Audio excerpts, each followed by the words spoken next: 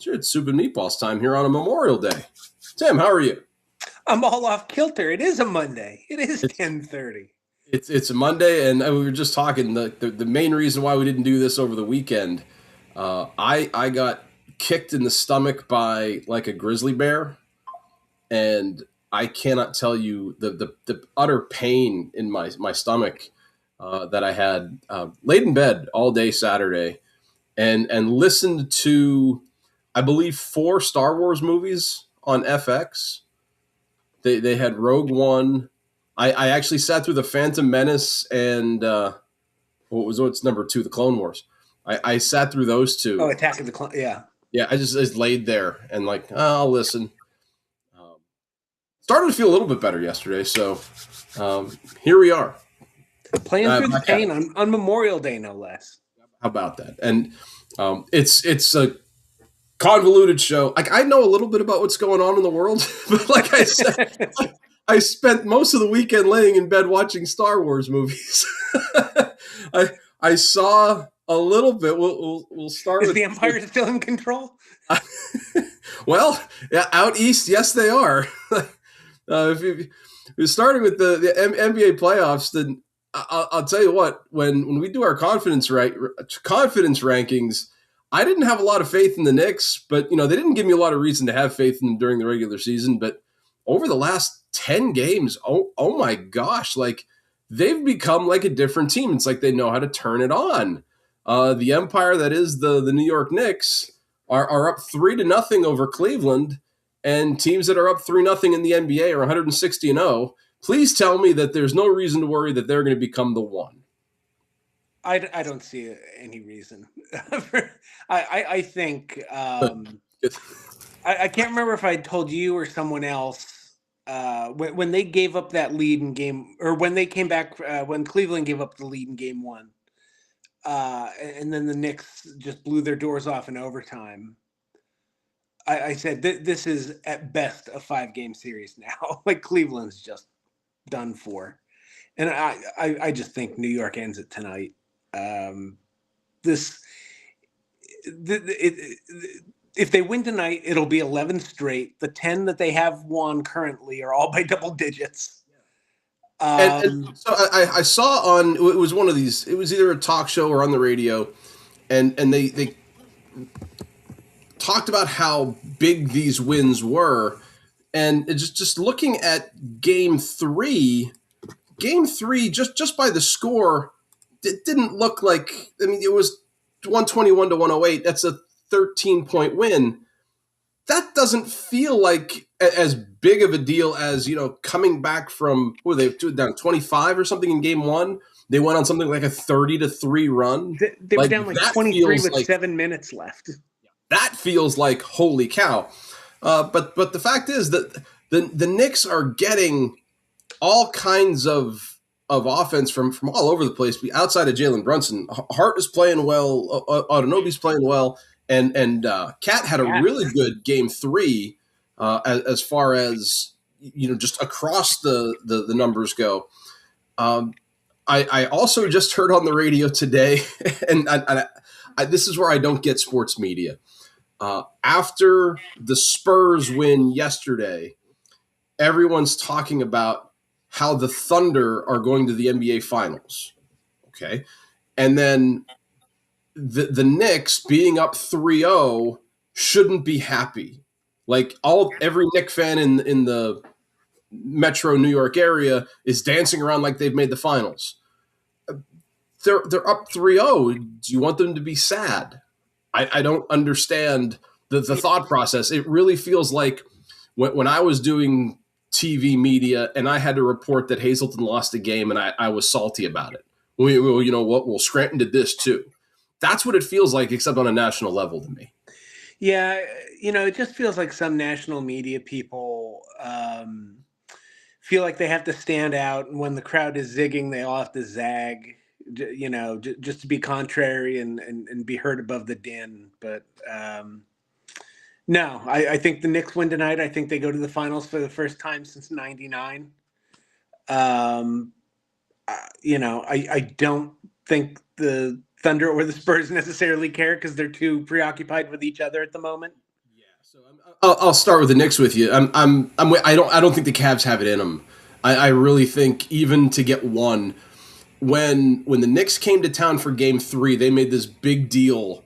Uh, Cleveland had this social media post. It was called "Wear the Damn Shirt," and you know what? At first, I thought to myself, like, why are you telling that? That almost felt like they were list worthy, but like, no, the Knicks fans blew into Philadelphia and turned that into Madison Square Garden South.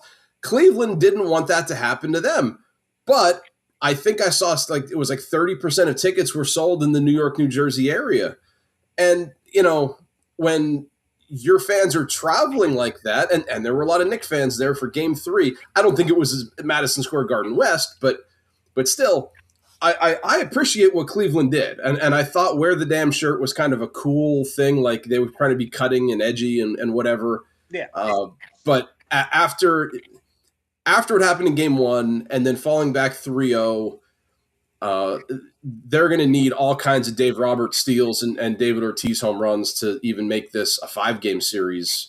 So I'm with you there. I think this is. I think New York might win this one by 20. Because I think they look at it like, we have a chance to put ourselves in the finals, looking out what's going on out west. That has the makings of a 9-game series, and they're only playing the best of 7. Yeah. The Spurs seemed to crack the simple code last night of when you have a guy who's 7'4", have him attack the rim, have him post up. And I will be completely honest. I was trying to save the world in a game of Pandemic Legacy yesterday, so I was only seeing scores and blips. I didn't see the game. Were the Thunder like assaulting Wembanyama like they did in game 3 or game 2? One of them, like they were hooking him and bear hugging him. Like I really thought I was going to see some German suplexes. Last night's game was maybe the most physical of the series. But the Spurs kind of set the tone physically. They didn't muscle Wembanyama around. He was able to post up, or more frequently they were able to run screen action where then he could run in for lobs like De'Aaron Fox and Dylan Harper and those guys were able to kind of penetrate, and then they must have thrown at least 5 lobs in the first half for Wemby. And on defense, Oklahoma City, I mean, their offense in the first quarter was all, and you're in trouble when you're saying this, but it was all Isaiah Hartenstein. They were letting him shoot little mid range, and they weren't doubling Shea, and and it worked. Hartenstein, look, he shot 6 for 11, and Shea went out hit 6 for 15. So neither one of them shot a super low percentage, but the thing that I started seeing videos of, and you've talked about this before, but now it's starting to hit more national, is Shea Gilgeous Alex Flopper or whatever. I think there were 2 or 3 just really like, what are we doing here? And the one that I saw, the De'Aaron Fox, who was going to block his shot, and he got out of the way. Yeah. And if he brushed up upon him even slightly, that was about as physical as he got, and he went down. SGA went down, got a foul call. So like, I can't blame SGA for doing it if he's getting calls. But at some point, what are we doing here? Yeah, it's frustrating because he's not even trying to land or shoot in a natural motion. And the NBA has a rule where a player, if they shoot in an unnatural motion that they're just not even trying to shoot but draw a foul, that is supposed to be an offensive foul. So about 5 or 6 years ago, for about 20 seconds, the NBA stressed that, and it's fallen by the wayside. Oh, 20 seconds. That's less than a shot clock. Yeah, that's less than a shot clock. No, I saw it was I think it was a Thunder player who good pump fake got Wembanyama up in the air. Yeah, on the corner 3 in game 3. Is that what you're talking about? Like that kind of thing is frowned upon now? Yeah, if you go up, the offensive player trying to initiate contact, it's obviously at the referee's discretion, but if it seems like it's an unnatural shooting motion that's designed to only generate contact with the defender, they have the option to call it on the offensive player. I thought that was like a Steph Curry thing. That feels like something he would do back in the day, like give you a little one of those quick pump fakes, and that guy could shoot from half court, so you'd And obviously get somebody in the air. and it's funny because Steph, it seems more than most, is not the beneficiary of that kind of stuff. It seems like they get they let an unusual amount of contact on the jumpers go against Steph. With OKC and San Antonio now, I heard on the radio, and this is I think why they're putting Oklahoma City in the finals already. Oklahoma City has already won Game 5, according to some of the Memorial Day anchors. So here's another thing. Let's back up a little bit because we talked about yesterday, like when I said, maybe we can push the show to today. You were like, because I asked, like, you don't have work, do you? And like at first you were like, well, I don't know. Because, from our time in the media, like you don't get holidays because, the world of news and stuff still spins. So you want to get out there. And today was a really good day for a young kid to get on the air because the main anchor wants the day off. So all of the substitute guys are on the radio right now. So they're putting Oklahoma City in the finals based on this. One, they've already won Game 5 because San Antonio is tired. San Antonio burned all their energy winning Game 4. You're going to have to help me with this. Do San Antonio and Oklahoma City play tonight? No, and also Oklahoma City was down 2 players in their main rotation. So if anything, they would be more tired. They didn't have Jalen Williams, or they didn't have Jay Mitchell. I'm just going off of this. Like, if Randy Savage can win 4 matches in one night, you can win 2 basketball games over 3 nights, right? If you're a professional athlete. And these are 2 of the youngest rosters in the league. Like, how tired can you be? Like, these guys aren't getting in the car and driving to Oklahoma City, Oklahoma. And even if they were, what's that, 9 hours? You could probably still do that and play a basketball game. You're kids. These guys have no idea what tired is. That boggled my mind when they said San Antonio wasted all of their energy like it was a Contra game and like, oh, I burned all my turbo. If anything, both teams got to rest their starters in the fourth quarter because it was a 25-point game. Seriously, after our game of Pandemic, which we lost spectacularly, I was able to turn on the last 3 minutes of the game. And I'm like, oh, well, this got out of hand quickly. And that's when I saw you ask me about whether or not I could take Chet. I'm like, do I get to wear those pink shoes that these guys are wearing? Look at that. Like, who I still are think these you could guys? take Chet. With that, how tall is Chet Holmgren here? He's like 7'1". I'm gonna be fair here. Chet Holmgren is 7'1", 208. So I have him on weight, but the sheer length, like I don't know if I'd get close to him. You would slap one of those arms away and breach the distance, and it's game over. Game over for you, Chet. You're tapping out, son. I don't know, man. I'll tell you who does have a good chance against Chet, though. I think Wemby has a good shot, and from what I saw yesterday, I did see like little minor highlights. Steven Castle looked like he had a good game, and I'm just looking at his plus minus plus 25 for him. He's healthy. De'Aaron Fox played. Who was the other guy that was there was like an injury for San Antonio? Dylan Harper. Instead of Fox, was it? Well, Harper looked like he played sparingly. Yeah, but Dylan Harper's healthy. Okay. Because that was the other thing that made me wonder, like when OKC was up 2-1, if San Antonio didn't have Fox, or I thought somebody else might have been hurt, they might have been in trouble. But at 2-2 now, it's a best-of-3 series, and 2 of the games are going to be played in Oklahoma City. Did anything change your mind? Like, does anything make you think that Oklahoma City has a reasonable shot?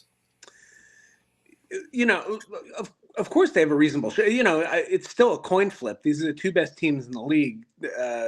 You know, regardless of what the Knicks are doing right now, either of these teams will be favored in the finals. Um, you know, I I still like the Spurs to win in seven. I said it before the series started. I'm going to stick with that. They've got nuns coming to the game blessing Luke Cornett. Did you see that? The Salesian Sisters of St. John Bosco. Luke Cornett's a devout Catholic, so they were there. They said a little blessing before the game. He had his best game of the series. They're taking him to Oklahoma for Game 5. This is the biggest thing that happened to the Catholic Church since Vatican II. My goodness.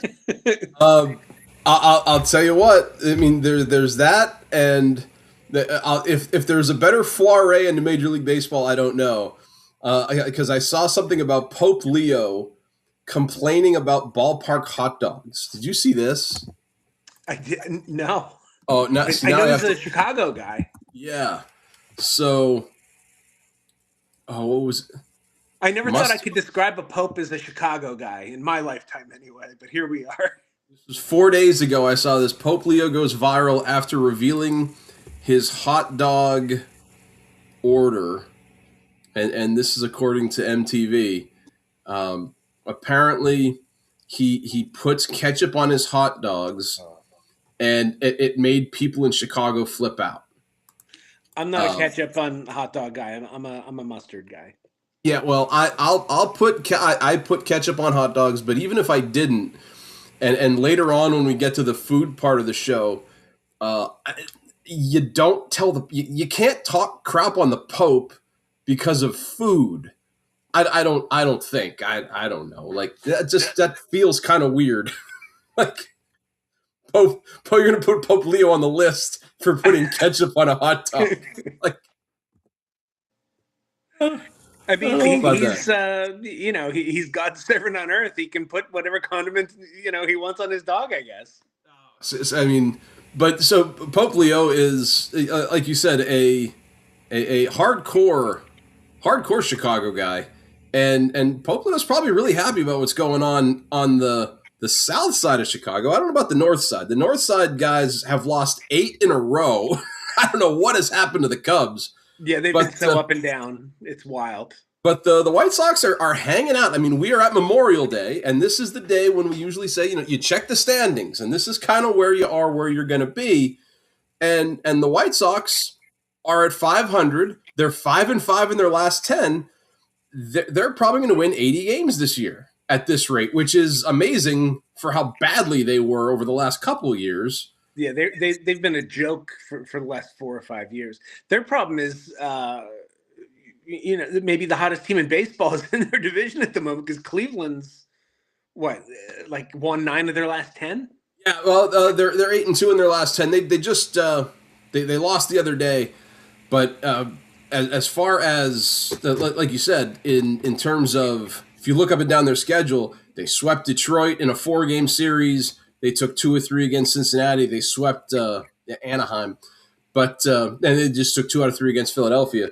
They are probably the hottest team going right now, at least in the American League, out of Tampa. Yeah. Thankfully, the Yankees found a way to just hold them down for 10 innings yesterday because Tampa's been lighting the league on fire as well. Yeah, what's their lead in the East now? Because the Yankees really cooled off in general. The Yankees are 4.5 out, and they play. I know they played today. They lost a game over the weekend, and I don't know when that's being made up. Like they'll have to schedule some kind of doubleheader at some point down the line. Oh no, I'm sorry. They don't play. They play Kansas City. Yeah, are they like a 3:00 game? They're like a national game on ESPN, I think. 3:40. Yeah, Tampa Bay is off to Baltimore. They will. I almost say kick off. They'll first pitch in about 4 hours. So, I mean, go Baltimore. I guess we need some help. Yeah. Aaron Judge over the last. Gosh, it feels like the last month. he's been in some kind of just rough, brutal slump. And he's the biggest issue is he's striking out more. That he looks like a rookie now. The strikeout numbers are just really up for him, and I don't know what it is. If what's changed this year versus last year, pitchers are attacking him any differently. He's just swinging at bad stuff. The ABS system has him on tilt. Like he doesn't want to challenge anything, and he's swinging at crap. But he's had a pretty good start to the season in general. It's just in the last 2 or 3 weeks that he's been. Yeah, that's like I said. The last month, it feels like it's a month since he's hit a home run, and he hit a walk off yesterday to left center. I saw a really cool behind the plate view of it. That was cool video. It was cooler that the Yankees got a win because they really needed it. They've been cool over the last 2 weeks, like you said. But right now, like where you stand record wise, and if I click on wild card, this is kind of where things kind of matter. I'll put the cutoff line at 3 games. If you put the cutoff line at 3 games out of the wild card, there are 1, 2, 3, 4, 5, 6, 7 teams in contention, and there's 5 teams that you can probably say not so much. The 5 teams that the Angels and Tigers you probably feel bad about. The Royals are 4 games out, and the Red Sox and Astros are 3.5 out. They're right on the cusp. So, like, if you want to put Boston and Houston in there saying, they can get hot, I don't feel bad about that. So really, it's just the Royals, Tigers, and Angels that if you're looking for trade bait, there's a place. And there happens to be somebody in Detroit who I know is in a contract year who, could find himself on the trading block. And, in terms of Boston, it's just, can they get healthy? They still don't have Garrett Crochet, who's pitching bullpen sessions now, the last I'd read. Story just had hernia surgery. He's out. Okay. Yeah, he's out for I think till July, like till the break. That might be the dip that Boston sees, that they fall under the threshold of we're contenders for the wild card then. Well, the thing is, Story was having a terrible year. Now, like, the thinking is that they have this prospect, this Mayer kid, Marcelo Mayer, who's going to be playing short, and maybe Story was hitting like 110 the last time we did a show, and I remember looking up their numbers. Yeah, he was hitting in the. He's had a miserable first 2.5 months or 2 months or whatever. This guy, could there have been a bigger product of Colorado? I guess. His numbers were nuts. I thought he was going to crush it in Boston with that wall. I wonder, with him having this sports hernia, I wonder if he's been trying to play through something. That's fair. This is what they do. So, but what are some possible landing spots? I saw this awful TikTok video of where Skubal could end up, and the 4 places. First of all, none of them, the trade offers were all ridiculous. Absolutely asininely ridiculous. Like, the Yankees were offering, the best prospect the Yankees were offering was like their 64th best prospect in the majors. Like, if you're going to try to get Tariq Skubal and you're the Yankees, it probably starts with Spencer Jones, and it might include Jason Dominguez, and I don't know, maybe even Anthony Volpe. I don't know. But they were offering Juan Caldosterone and Derek for halftime or something. Like, it was really bad. But there was 3 other teams. Where would you see Skubal making sense team-wise? Let's trade notwithstanding. Let's say there's no boundary to what Detroit will accept for him. I would think Detroit would be more receptive to sending him to the National League. And there were 3 National League teams that made this list. One of them was just absolutely ridiculous to me, though. Was Atlanta on the list? Atlanta was on the list, yes. And Atlanta actually, so they said if Atlanta gets him, they have to become the World Series favorite. And I thought, oh my God, yeah. That's fair, sure. Yeah, with the way they're playing, and then you add one of the 3 best pitchers in the game. Um, what about Philadelphia? That would Philadelphia was the other one, and I had to really think about Philadelphia because Philadelphia right now is they're sitting in fourth place. No, they're in third place. They're a game under 500. They're 9.5 out. yeah they But here's the thing: they're only 3 out of the wild card. So if you take my 3 game mentality, they are in it right now. and they've been playing. I mean, they're relatively hot because they've been playing well since the Rob Thompson firing. Yeah. So what do you expect? Donnie Mattingly's not going to take crap from them. So. The other one that would be intriguing, I don't know who they could package, but San Diego would be intriguing. So San Diego would. I'd actually like to see that. The other thing in the video led off with send him to the Dodgers, and to complete what they said was the Infinity Gauntlet. I'm like, Yeah, at some point, like, can we just put all the players on the Dodgers and we'll get Chico's bail bonds to play somewhere else, and they can play a 10 game series, and it'll be whatever. and But San Diego is actually intriguing because San Diego has a team that they're right with them. They're a game and a half out. And pitching wise, I knew they had Michael King. Man, the Juan Soto trade, getting rid of Michael King, just it bugs me more now that I see what he's become. But they don't really have a number one like shut down ace guy who's going to pitch against your number one in a game one in a division series or a championship series, and that's what Skubal can be. Even though I think Skubal's hurt right now, you know. By the time August and September rolls around, that's a commodity that San Diego would love, I bet.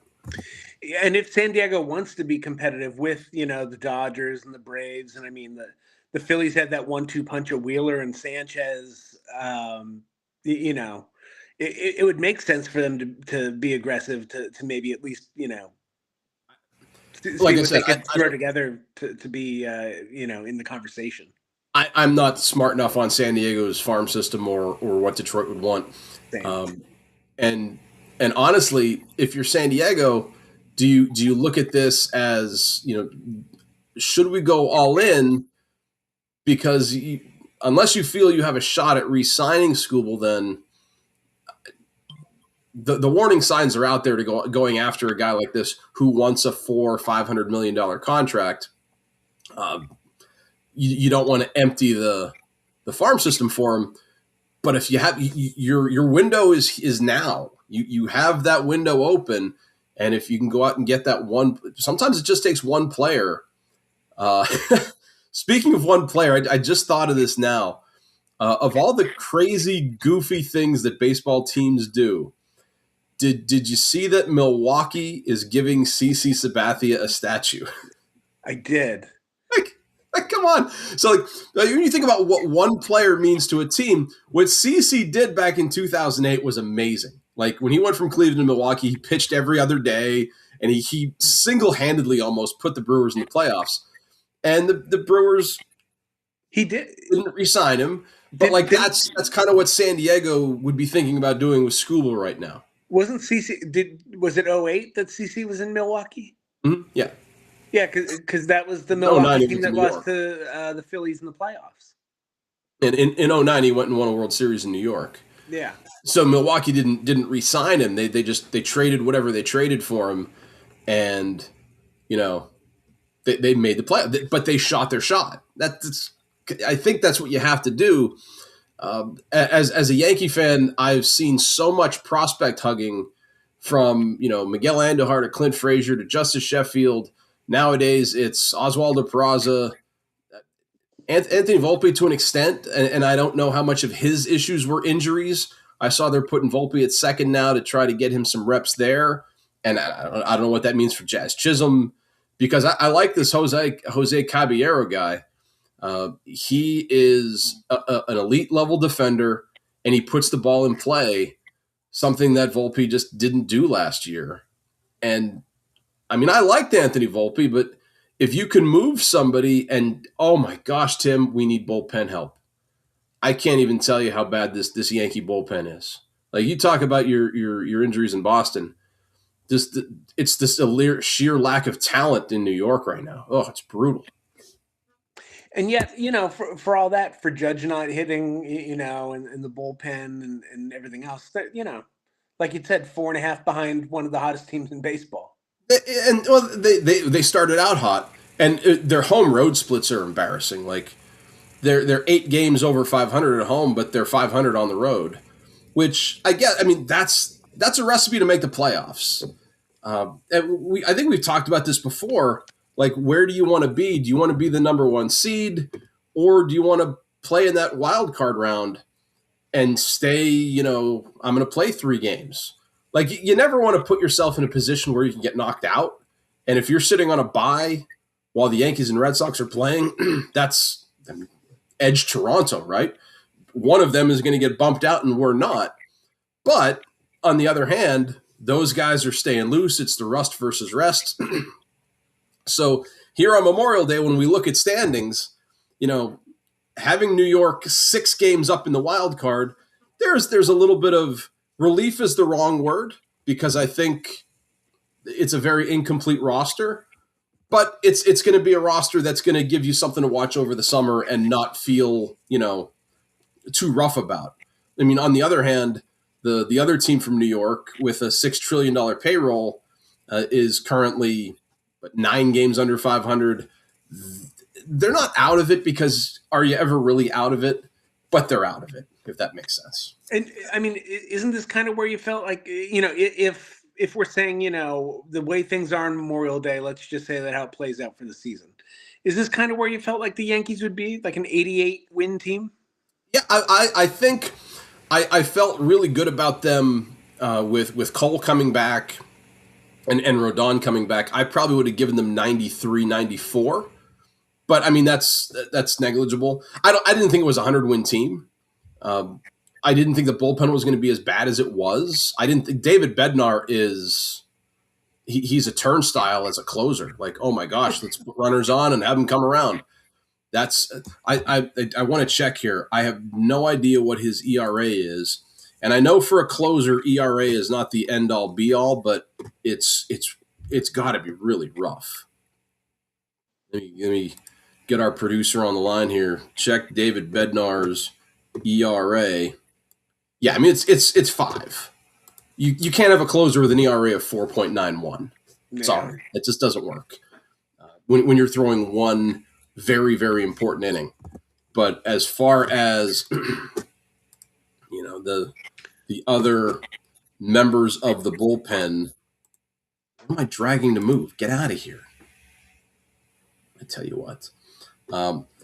Brent Hedrick has pitched has thrown 26 innings. He's got an ERA of 2. Oh, okay, that's not awful. Tim Hill just picked up the win yesterday, 2.6. Fernando Cruz, 2.8. And here's where things get rough. Camilo Duvall, 5.4. David Bednar, 4.9, we said. Jake Bird, who for some reason continues to get innings, is at 4.4. Paul Blackburn, who I think was hurt for a while, is at 3.2. That's a terrible bullpen. It really is. When your best pitcher has a 2.08 and his name is Brent Hedrick and he's already thrown 26 innings. Like, I don't know if you saw it on my face, but I just had the realization that we're getting to one of my favorite times of the baseball season. It's all-star voting time. Oh, okay. Yeah. The ballots should be, if they're not up already, they should be like in the next week or so. Because like June is basically the entire voting period. They closed it around the 4th of July and then the All-Star game. I searched for MLB All-Star ballots, and you can vote in the 2025 Pro Spirit MLB All-Star ballot. You can still vote for last year's All-Stars. Oh, good. We can buy tickets to the 2025 and the All-Star game's game? in Philadelphia, so can we bet on the 2025 game? Biff Cannon style? I have $20 around here somewhere. Sure, I'll put $20 on it. I forget who won though, and I'd be in trouble. I think the NL won last year. You have a 50-50 sure, why not? Wait, let me say that more confidently. The NL won last year. Yeah, I also 2025. don't remember. Um, I can get the box score is on Baseball Reference here, and uh, this can't be right. We would have remembered this. You're wrong. The National League did, but the American League did not win. Did we really forget that there was a tie? You remember that? There was a tie last year? Baseball Reference, the 2025 All-Star box score, July 15th. The National League won via a swing-off that took place when the game was tied after 9 innings. Oh, that's right. They did go Was to a that Kyle swing off Schwarber or because something hit a home run? yeah, Schwartz. Yep, they did go to a swing off.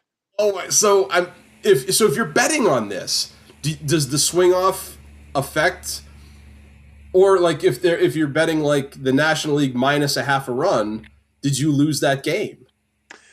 Or more interestingly, what if you bet the over under on home runs for Schwarber? Like what if you bet the over like it's 1.5 home runs for Schwarber that you think he'll hit a 2 home run All-Star game, and then he ends up in the swing off? Do those swings count? It's a home run. Why wouldn't they? Oh wow, Right. that's They crazy. impacted the result.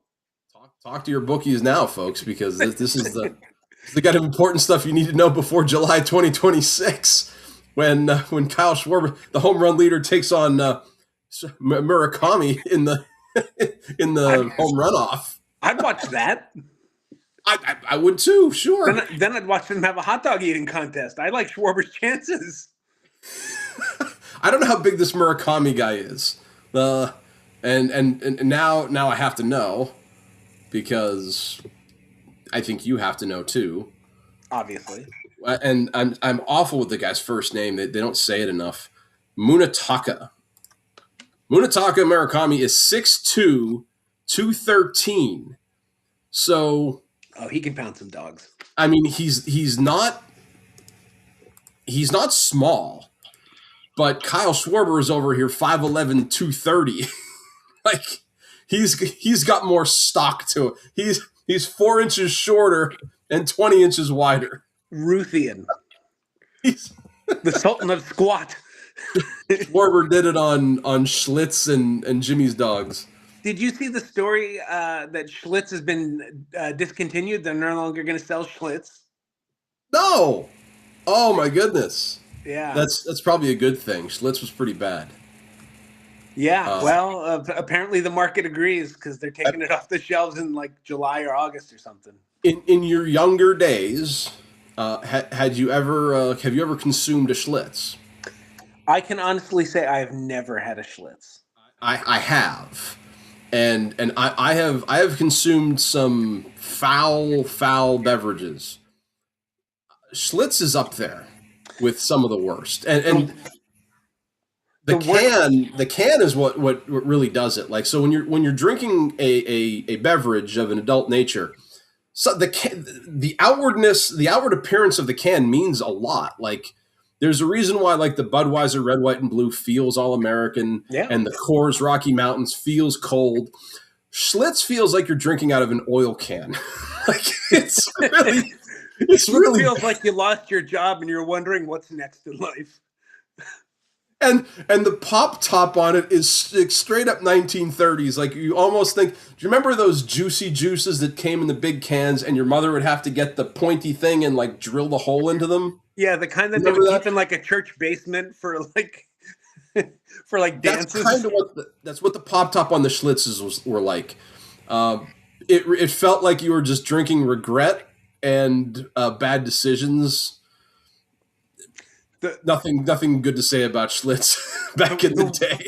The worst beer I ever had, when my brother Matt got married. We had his bachelor party. We were out in Colorado, and one of his friends, or like, I'd only met them at the wedding. I've never seen them since.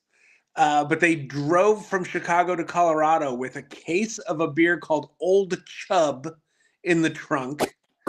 Oh no, that's got. If it's a Chicago beer, Old Chub, that can't be bad. It Oh, look at was this. terrible. It had also It's it was July and it had been in this guy's trunk for about 18 hours. That's a problem.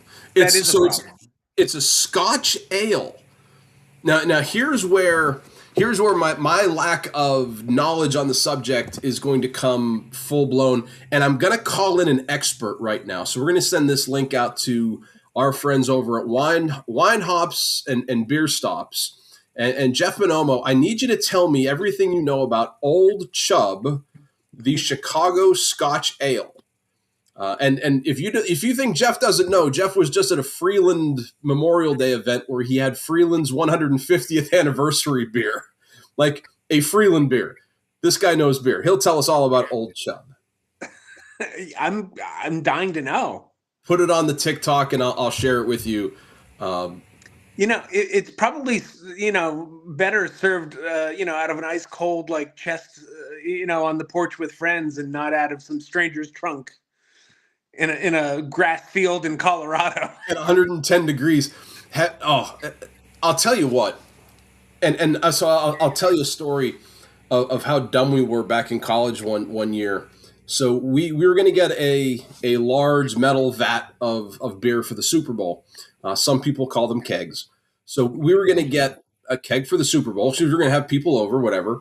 I love And how you and, described that like an alien. What is this metal cylinder of grog? and we're all 21, so that's not an issue. And we decided, in order to try to keep this cold, we had to put it outside. Now, Indiana in January is cold, freezing cold. Guess what happened to the keg? Did it explode? No, it froze. So we put the tap in and we're like, why is this beer not flowing? It, Because it's ice, it could have idiots. ruptured. Like if you put soda in the freezer, it'll rupture. Well, it gets better. So how do you think idiot college kids tried to thaw the beer out? Uh, did you heat the keg? Yes, we got some hot water on the stove, and so we got this big plastic bin, put the keg in the plastic bin, and we started coating the keg with boiling water. It's like there was a checklist. Like, all right, these are the top 10 ways to burn down our house. Well, I mean, I don't think it would have burned it down. It might, if the keg exploded, we would have been in really bad shape. But that was, the dumbest thing I think we've done. When I think of warm beer, that's what I think of, because the beer warmed up and it was awful. That might have been one of the worst. It was worse than Schlitz. When you warm beer on a stove, do you test it on the inside of your wrist like a Oh no, baby no, no, bottle? no! We weren't warming the beer on the stove. We were warming water, Oh, and then so you were we pouring poured the boiling water water over on the. the. Okay, You thought we put the keg on the stove? I was thinking like. That So would I have been a wasn't worse thinking idea. logically. I was thinking of like a can of beer in like a boiling pot of water to heat Oh no, no, no, no, no! That's ridiculous. it. Yeah, don't be absurd. That's almost as silly as peeing in somebody's engine. What kind of knucklehead would do that? Un- No one. un- It would be stupid to try. Unbelievable, unbelievable. So then, I love how baseball turned into Schlitz just like that. Let's see what football turned R.I.P. into. Schlitz, though. There it is. There it goes. And Old Chub, Jeff, let us know about the Old Chub on your channel. NFL time, and what we've done, or what we started to do. We've looked at some different teams, and we look at how important players are outside of the quarterback position. And I was talking to Coach about this, and Coach is going to come on one of these weeks. He couldn't make it on yesterday. And I didn't text him today saying, "Hey, I was sick. If you want to come on today," but he's gonna love this kind of concept, because when you look at the way a roster is constructed, obviously it starts with the quarterback, but you got to have other people around it. So we're gonna look at, I think we said the AFC North, right? Yeah. Cool, because that's what I researched. Okay, good. That would be like, well, dude, I'm doing the NFC South. So AFC North, and I went alphabetical here: Baltimore, Cincinnati, Cleveland, Pittsburgh. But you can go wherever you want to go. Where do you want to start? Um, Let's start with those undefeated Cincinnati Bengals. All right, there it is. I, I have a guy who's the most important non. It's not Joey Lawrence. Oh my God, it's Joey Burrow. I my thought was Joey Lawrence. Similar Yo, hair. yeah. So the most important non-Burrow guy for you. You have to look at that defense because they were an absolute sieve last year, and they bring in Dexter Lawrence. Disgruntled with the Giants. What's that going to do for them up front? So it's a, we're 1 for 1. Yeah. And when we did last year, when we did our top 3 or something, we had a lot of similarities. I thought this might be a little different. We're 1 for 1 here, and for the same reason. I think that you look at the offense. The offense is probably going to be fine between the wide receiver tandem of Chase and T. Higgins. and Higgins. If they can get any kind of running game, the offense is going to be fine. But like you said, defensively, if they can keep Burrow healthy. There's a reason why they went out and they moved the number 10 pick for this guy. And after seeing how he exited New York, if you're a Giants fan, I don't think you feel too bad about it. But if you're a Bengals fan, you really need Dexter Lawrence to come in and anchor that defensive line and give this defense a little bit of an oomph. Otherwise, the Bengals are headed for another 9-loss season, which is amazing to me how they even lose one. And it softens the blow of losing Trey Hendrickson to Baltimore. A little, but that's a sting that's hard to come back it's from. a different role, because obviously Trey being on the edge and Lawrence being on the interior, but at least it helps shore up the defensive front, as opposed to who knows what they would have been going into the season with on the defensive line. We'll see what Boya Mafe can pull off at the end spot, along with whoever the other guy is. So we're 1 for 1. We both like Dexter Lawrence in Cincinnati. All right, now where are you going? I'm going to go with another one that's pretty obvious, because what other reason is there to watch the Cleveland Browns except to see what Myles Garrett's going to do? And amazingly, I say this, it hurts to say, I think Myles Garrett, true value to Cleveland, is in the trade market, because there's not a lot of guys, I think, today, especially in today's NFL, that you're going to get a first-round pick for. Like, for some reason, if you look back, like, NFL teams hold on to their first-round picks like Ebenezer Scrooge or Scrooge McDuck hold on to their money. Like, they're the most valuable things. But really, it's like lucky number 1 dime. The true value in the draft, I think, is in rounds 3 through 5. That's you get more value financially. There's players that need to prove themselves.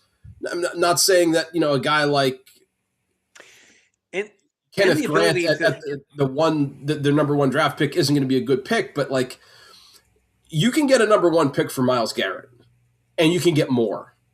Like right now in his career, because he's not going down, he's not declining. I don't think. How old is? Every year he stays in Cleveland, he is decreasing in value. But right now, he is a mansion in a bad neighborhood that is not being cared for. Every year that the owners don't care for him, he knock another $1 million off the asking price. It's just because he's getting older and older. His motor hasn't stopped, and he just had his best season of his career last year. The best season of almost anybody's career, right? Like, he broke the sack record. Unstoppable. So, here's the thing: Cleveland isn't going in. Cleveland's one of those teams that you can look at them, and we'll do our records and all that stuff like in August probably. Does this team win 8 games? No. Does this team win 6 games? They don't even know who their quarterback is yet. When you're at that level, what you need to do something, and I think you could get just a ton of stuff for him. I would send him on his way. But I would send him it to the NFC so you don't have to see him anymore. it almost seems like ownership is locked in, just like this stubborn off with Garrett, where they're like, no, you're not going anywhere. We're going to squander your career. We'll show you. I don't like the Eagles per se, but I'd call Philadelphia up and say, how many firsts are you going to give us? You can give us one this year, one 2 years from now, one 5 years from now, and we'll raid some second and thirds. And Philadelphia is right there on the cusp of winning another one that I think they might do it. So I go another way. I'm surprised Dallas hasn't made a run at him. sure. Well, Dallas doesn't like pass rushers. That's pretty obvious. So 2 for 2. All right. I'll tell you what. Let's go to Pittsburgh because I think we're going to match up here too. Is it someone whose first name is a couple initials? It most certainly is, and it's another guy that in my how to fix Pittsburgh thing, I said you have to accept the fact that you're not going anywhere either. But I didn't think T.J. Watt could bring back a first. I thought it was going to bring back a second. But here's the thing about T.J. Watt in Pittsburgh: the Pittsburgh fan base is so embroiled in defense. And what he brings to the defense, I think honestly, now I've sat back and I reflected on my 37 trades in Pittsburgh. There might have been a revolt if you traded TJ Watt. I think he's that loved in that town. I really do. You're right. He's because I mean, what else have they had for the last? Like he's at that Garrett level. But I went a different route. I went DK Metcalf. Okay. Oh, that's fair. So I mean, Aaron Rodgers has his one last hurrah with Mike McCarthy. Needs somebody to throw to. And I mean, Metcalf. The talk has been about you bring him in and you let George Pickens go because Metcalf was supposed to be the game breaker kind of guy.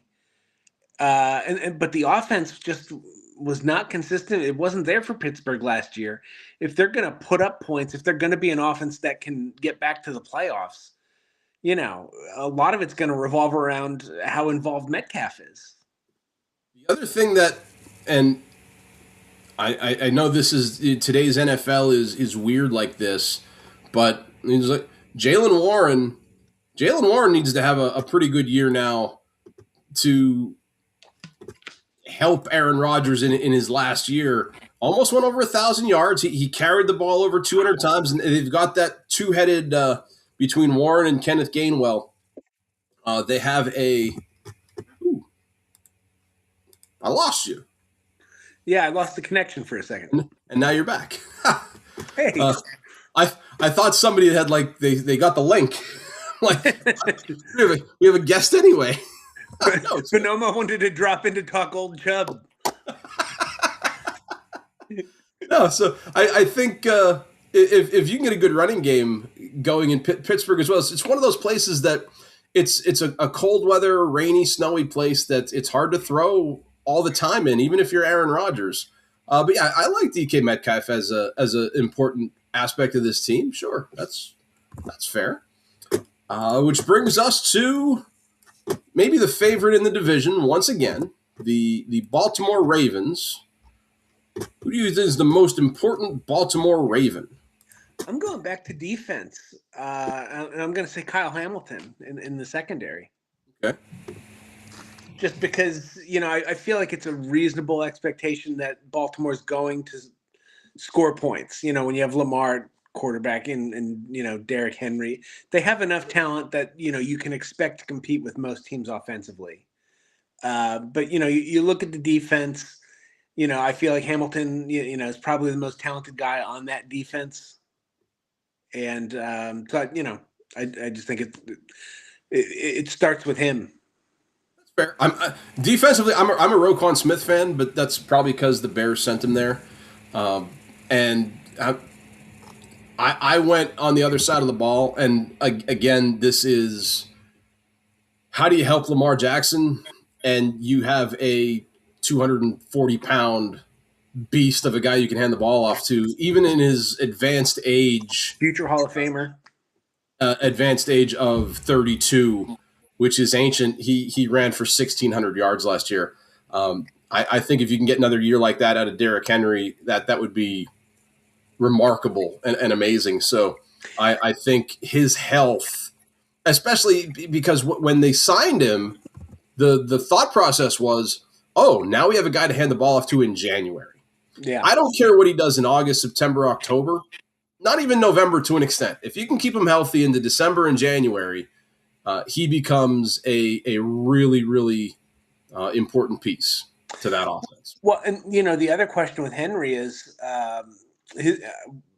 his big problem last year was holding on to the ball. He had some crucial fumbles, and so I think ball security, if that's just a little more, I don't want to say a priority because it's a priority for every running back, but if it's something that's taken care of a little better this year, he becomes that much more dangerous. That offense becomes that much more dangerous. Looking at the fumble numbers. I just go back to that Buffalo game when they lost in the opener, and Buffalo coming back to win that opener started with a Derrick Henry fumble.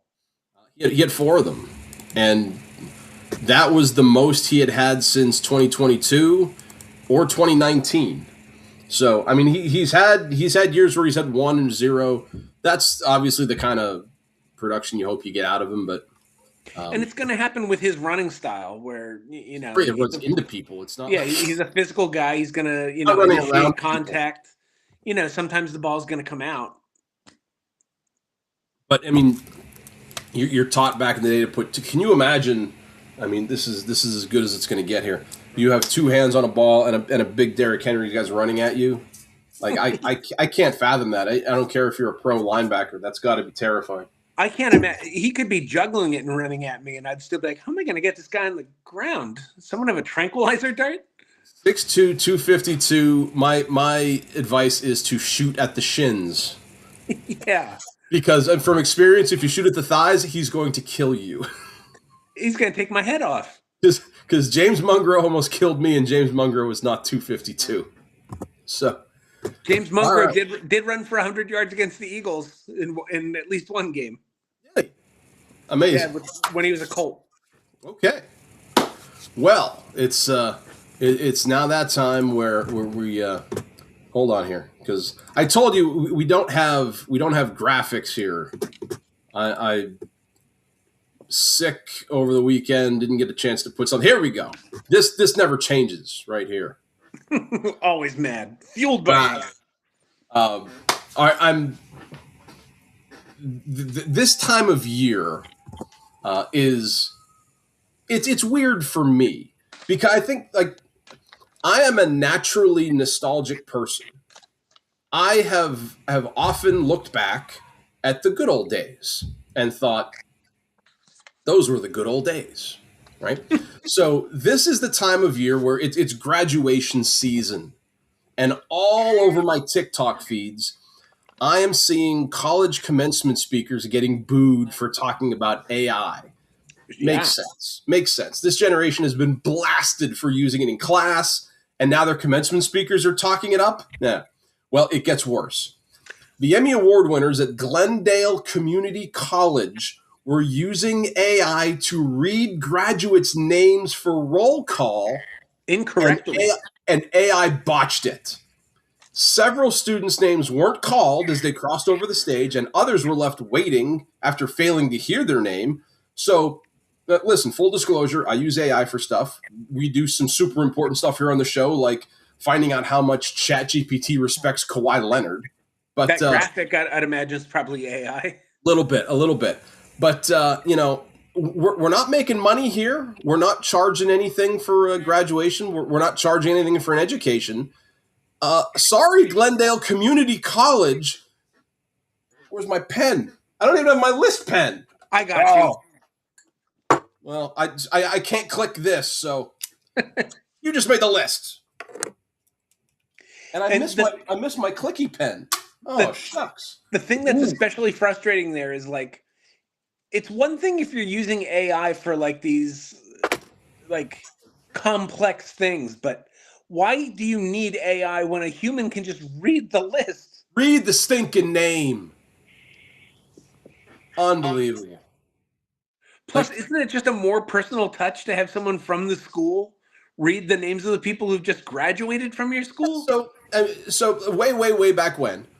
I'm only going to assume that you went to your college graduation at Bloomsburg. I did. I went to the one that I went to my department. I didn't go to the national the whole school one.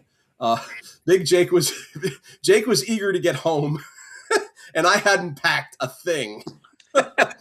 I was actually very depressed the day of my graduation because I started dating this girl, and then she left. She went home to Chambersburg, and I was sitting there for like 4 days and I had to graduate. So I didn't pack anything, and he was not hearing any of it. And he's like, "You didn't pack? Oh, we gotta go." The story had a happy ending, though, I bet. It did. It did a couple years later.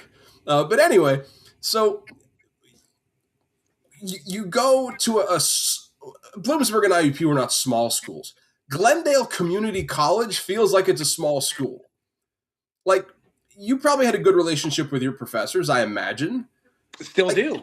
there's that level of like, oh, Timothy Michael Hare, like, oh, Max Bryant Gemelli, like you're right. There's something about that you're not getting with Joe Smith.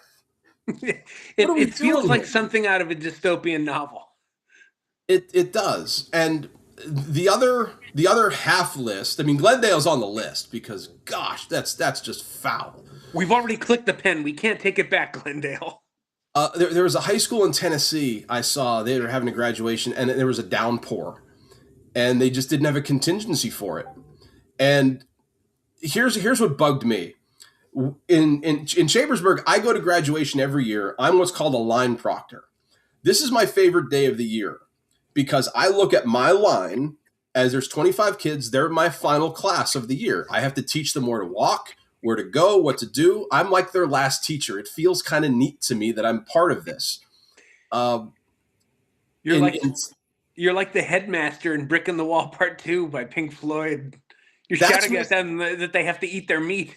yeah. Oh, that Mr. Jacobs is in charge of the whole thing, and he does an excellent job of organizing and do that. I'm just like a small spoke in the wheel. How But can you anyway, have any pudding if you don't eat your meat? one year, it's been a couple of years actually, that we've had rain and we've pushed it from Friday to Saturday, and we've canceled it, we've postponed it. It's a major inconvenience for kids who have family coming from out of town. We all get that, but it's raining. What can you do? Well, one year it's drizzly, and Mr. Jacobs like, the weather looks like we have an hour window. We're gonna go. So we go. They march out. We're sitting on the field, and it starts to rain. But it wasn't like a heavy downpour. And so we're looking around like, are we still doing this? Yeah, we're still doing this. So we get through, and it's fine. All of the teachers are there. It's great. In Tennessee now, if you watch video of this, it is an absolute monsoon. Like, I'm telling you, it looks like the damn flood. And all of these kids are like social distancing like it's 2020. Their heads are hanging down because they're in a shower. Like, they're soaked. Yeah. And what bugs me about it, and here's where this school in Tennessee is close to making the list. Do you know how many teachers were on the field with the kids? Oh. Zero. Like that, and that like I don't want to be out in the rain any more than you guys do, but like I've always been big on like, I'm going to be part of this with you, even if you weren't in any of my classes. You're my kids now, and like, let's go get that diploma together. And it bugged me to see a bunch of kids just out in a football field by themselves getting soaked. Like, It, that it would was it would be like if you were out to play a football game and the coaches were like, "You guys go out. We're going to be up in the box, all of us. But yeah. you guys, you've got this." It was very much Coach Matt's, I'm going to Tahiti. I can't watch this. If you know, you know. If you were there, you were there. So school in Tennessee, teachers be better. That's it. I mean, how's that? All right, quick hitter time. All right. We got 6 of them. Number 1, Ed Orgeron is back at LSU as an assistant to Lane Kiffin. Tim, how's that going to look at the how's that going to look at halftime of the Alabama game? I want a documentary about this LSU season because we already have Lane Kiffin calling Ole Miss racist from Baton Rouge, Louisiana. Now we've got him and Ed Orgeron in the same coaching state. Like, this is going to be a beautiful, entertaining, wonderful disaster. And that's not, look, the team might be fantastic. I'm just talking about, that we're going to have coaches choking each other on the sideline, and I am here for it. If I knew, if getting a documentary together, I just want to be in the meetings. Because this is where, like, when you put a coach out in front of, the curtain and they put the Coke bottle in front of them or whatever, they're one way. But when you get a coach in an office and tables get flipped and especially at halftime when the emotions are they're amped up, that's when I need to see these two together. And you've got Ed Orgeron in there. The guy speaks French Cajun like an extra from The Waterboy. He's going to be cursing out Lane Kiffin in a whole other language. I love it. Every third word's going to be gumbo. Lane Kiffin's going to be like, "What are you talking about?" Yeah, I need this documentary. Let's get Pope Leo on that one. Speaking of Pope Leo, number 2, Joey Chestnut, as you said, was set to defend his hot dog eating crown while on probation. You sent me this article. You said Brad. I'm gonna get this name right. Brad Crawford of CBS Sports wrote the article that you sent me and included this line, and I'm going to quote him. Last July, Chestnut consumed 70.5 hot dogs in 10 minutes, 20 more than reigning champion Patrick Bertoletti, who finished second with 46.5. If you're wondering if the math doesn't math, it doesn't. I wrote to him last Thursday for a comment. I'm still waiting. Just letting you know. Look, math's hard. Math is hard. Math is hard. Number 3, Cardinals quarterback Jacoby Brissett is holding out from the team's offseason program, including the voluntary OTAs, to demand a restructured contract and a raise. Tim, the Cardinals have Gardner Minshew as a backup, and they have Carson Beck in waiting. What do they care if Brissett holds out, and why are they still holding? Why do they care? Like, what exactly is his leverage here? Like, he played well in meaningless games at the end of last season when they'd already moved on from Kyler Young. I don't think the hand he's holding is as strong as he thinks it is. I don't either. Next one, we've got some video for you. Let's check this out. This is from the Big Ten baseball tournament. Now Michigan lost to Nebraska in the Big Ten baseball tournament, but not before this one. Shane Brenham throwing a complete game shutout, 124 pitches against Ohio State. Walks out, hit the blue 5-2, but that's not the column that matters. Brenham striking out a career-high 11 Buckeyes. 124 pitches is the most since 2016. What do you think of Michigan, Ohio State on the baseball field? I really think there's only one thing you can say. Go blue. Go blue. Second shutout in Big Ten tournament. Look, that's cool jerseys with the M in the back. I like it. I like the hat that they have. So there you go. A little bit of video there for you. And I have one more little bit of video for us. And this is where I'm going to get a little sappy because, like I said, this is that time of year where I get nostalgic, or you see stuff like this. This is a girl named Ness. She's Ness on TikTok, and she puts this out there. An emotionally unavailable mom, doesn't know her dad, and she wanted to show off her cap and gown if that was okay. So, Tim, I kind of thought that we here at Soup and Meatballs could adopt her and just tell her we're proud of her. Yeah, way to go, Ness. That's a cool room, too, with all the tapestries, by the way. That's yeah, I dig it. Very, very 70s, but for anybody who's going to graduate and doesn't have anybody to tell them, we're proud of you. Tim and I, we're proud of you. Yeah, well done. Good for you. That's the kind of stuff I get on TikTok that's like, oh my God, what am I? I'm going to sit here and start bawling on this app. and I didn't have time to save this video. I should try to save it for next week. Just the dog with vanilla wafers. Yeah. That's good stuff. I think that the other dog might make the list. That's some dirty work.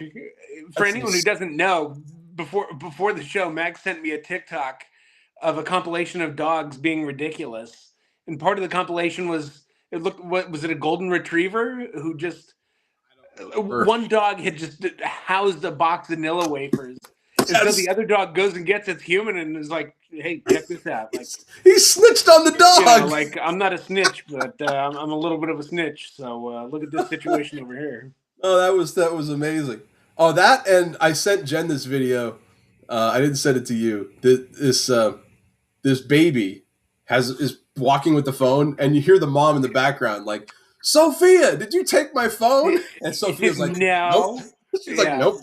She's running. Yeah, I've seen that one. That's and you know the mother's late for something, but that's funny to me. So, all right, here we go. It's Soup and Meatballs draft time. Tim, what are we drafting? Oh, do you know why we're drafting what we're drafting? Yeah, well, this was your idea. You should sell this one on the radio. I was on Monday or Tuesday, I think it was. I was driving to school, and I heard a story about a staffer at North Carolina got in trouble for giving Bill Belichick a coffee. Like, Bill Belichick flipped out on the staffer for getting him coffee because he hates coffee. And I thought to myself, could there possibly be a food or beverage that some staffer could bring you that you could possibly flip out on? Like, what do you hate that much that would cause that kind of reaction? So we're drafting our foods that we really don't want to be brought a staffer by, or however that clause works. Well said. Color or number, my friend? 4 black. 4 black. It is the 7 of clubs, so get the shade. The 7 of clubs, so trust me, you win. It's like 3 in a row for you. The Lee Resolution of 1776. This resolution, named for Richard Henry Lee of Virginia, was proposed to Congress. The formal assertion passed by the Second Continental Congress, declaring the establishment of a new country of united colonies independent from the British Empire, creating what became the United States of America. The formal Declaration of Independence was signed 2 days later. For a Memorial Day. That's pretty good. That's pretty good. Yeah. Did you know anything about 250 years later? Did you know anything about the Lee Resolution, Tim? I did not. Neither did I. I mean, it's an indictment of Mr. Bajorek, I think. Well, he taught ancient history. I still remember the Hittites. You're eating the whole hoagie. I don't know why I remember that. I didn't even have him in class. So, all right. So Tim drafts first yet again, and this was a struggle for me. I'll be honest with you. Well, I have 8 on my list. I have 8, or no, I have 7. So we can't copy too much. I have 10 listed here, and number 1 was number 1 and 2 were easy for me. Number 1, though, I'm gonna temper this because I like every morning my go-to breakfast. I have scrambled eggs. I like omelets, but I do not ever want to eat an egg yolk. Egg yolks, number 1, without a doubt. Something about like people who call them dippy eggs is so disgusting to me. The idea of dipping my toast into a tepid pool of chicken zygote just turns my stomach. Oh man, that's when you put it that way. I mean, shucks. I was watching a video of Nona Pia making some kind of making chicken cutlets. So she had all this chicken that she had made, and then she put egg in the chicken. I'm like, that just feels dirty right there. See, and now when I bread something, I do. Yeah, absolutely. But just straight up egg yolk with like toast, like that's a no-no. Yeah. Oh, so good. That's like that's so terrible.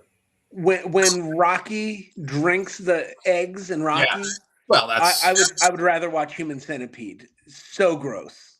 oh oh. Uh, I've done the egg thing just because what idiot high school kid didn't do that? Me. Um, well, I said idiot, dude. You're smarter than me. Oh, I was But as stupid as anyone. I still I, am. I love Maybe more so. I love over easy eggs. I love sunny side up eggs, dippy eggs, whatever you call them in northeastern PA. So I mean, it's good that we're one for one. That I'm safe for my list, because when I looked at it, I'm like, there's really one thing that I don't want to eat, and it's borderline. It goes to the smell, but I mean, for me, it's black licorice. And Oh yeah, that's my gross. mom was big on licorice, but she used to like those little. They were called crows. Like you get the little dots, like they were gummies, Oh yeah. and like the cherry and lime, and like, those were great. But then they had a thing called crows, which were just black licorice. The smell of those just like it nauseates me. So like, but everything else that I came up with on my list was like, well, you know what? If I was really really hungry, I could still eat this. I don't think I would eat black licorice unless I was like naked and afraid, and I found like, oh, look at this black licorice. I guess I'll eat this. And it's funny because red licorice is amazing. I Like love red. Twizzlers. Oh, red licorice. If you go to the theme park that's currently on strike right now in the central Pennsylvania region, they have orange licorice, which is phenomenal. Blue raspberry licorice, I love it. Oh, it's phenomenal. So it's not the texture; it's just Right. really, it's literally the flavor of black licorice. Yeah, I agree with you 100%. Black licorice did not make my list, but very well could have. Well, it should have. That's now it's on both our lists. Number two for me, and this was another easy one, to the point that in my baby book, in a section where my mom wrote like foods Tim likes, foods Tim doesn't like, there is a sentence that is written in all capital letters that says, Timmy will not eat peaches. Still Oh, true. peaches! Still true. I'm almost 47 years old. Timmy still will not eat peaches. Timmy will not Remember eat back them. seventh and eighth grade when we had lunch, like my dad would give me the canned fruit, like either like the Del Monte thing, Yeah. and some of it was peaches. Yep. The peaches were my least favorite. I ate them because they were put there by a man, but like the mixed fruit, the cocktail fruit, and the pears were always better than the peaches. And you know it used to gross me out when we were at lunch is you would drink the syrup from the can. Really? I mean, it was just fruit syrup. I mean, Oh, that almost was. as bad as yolk. I never knew that grossed you out. How about that? Oh No, yeah. it's kind of funny now that you say that, because you know what Chambersburg's like number one export is? Is it fruit syrup? It's peaches. Oh. Like it's a big thing. People come from Pittsburgh. Like when we go to visit Jen's family, like sometimes my mother-in-law is like, we have to stop at the fruit stand to get peaches for my sisters. It's a thing. Yeah, I would have never known it had I not lived here for 20 years. I won't eat like fresh peaches. If something has peach flavor, it ruins it for me. Yeah, I don't do you like peach iced tea. Nope. No, I'm not a peach tea guy either. My dad likes peach tea a lot. Like peach candies, like the peach rings. No, thank you. Oh yeah, okay. The peach gummies. That's I might eat those. I might be Yeah. okay with it. Now you can't have 30 of them. I can have 5 though. Five peach the peach rings. I'm gonna say I could eat those. I could eat peaches out of the can too. Like I prefer the fruit cocktail and the pears. I would eat black licorice before I ate peach rings. Oh wow, you're crazy. That's And that's not to say I like black licorice. I just hate peach that much. yeah. Well, you're 2 for 2 keeping stuff off my list. So I'm gonna go with the number 2 thing that came to my mind, and it's really a dastardly trick my father played on me when I was, I want to say 7, so I will. We were sitting at dinner, and I was in no way a vegetable kid. Like everybody eats corn because corn is fine, but like this day he decided he was going to get all bougie, and he made asparagus, and I'm like, I turned my nose up because it smelled funny, and it still does. So he decides, he's like, I'm going to go to the other room. If you eat this asparagus, I'm going to be so mad. Don't you even think about touching it. And I'm like, well, obviously I'm going to eat your asparagus now because I'm just a stupid idiot kid. And every bite just tasted like death. Oh, it was so bad. I'm like, I'm going to show that son of a bitch. Oh, it's so bad. And my mother just sat there Joke's on laughing. him. My mother just probably just sat there laughing at me like, look at this friggin' idiot. And I think it was the last time I've eaten asparagus.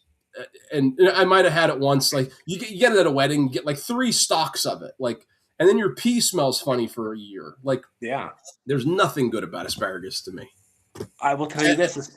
Asparagus is one of my 3 favorite vegetables. Yeah, you're absolutely insane.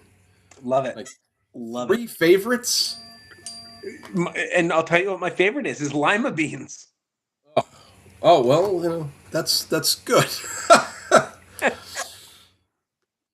I think so. I didn't like green beans growing up either. But again, my parents would get the canned green beans that came with the canned green bean juice in it, and then they'd put it on the stove, and then they'd heat it up, and like that was it. That was cooking beans.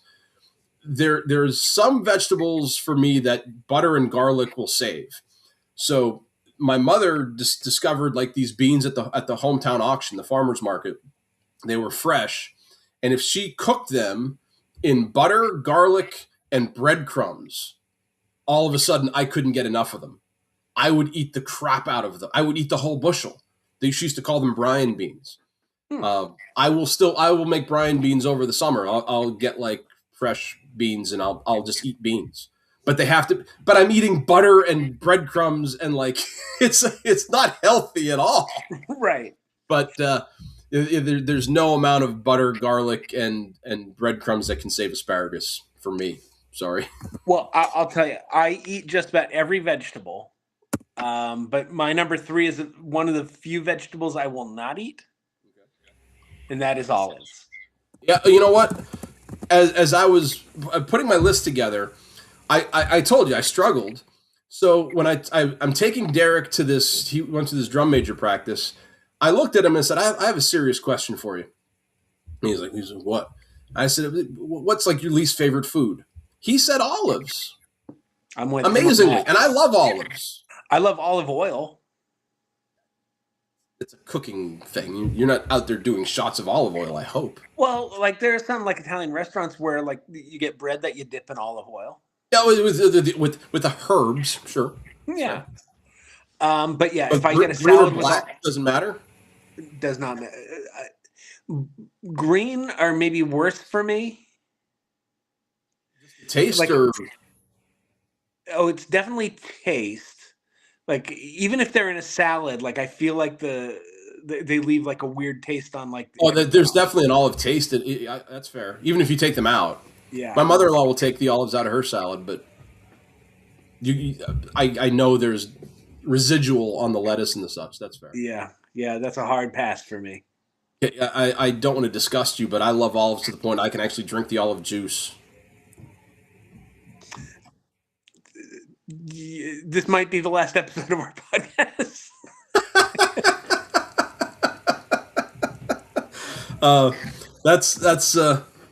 That's fair.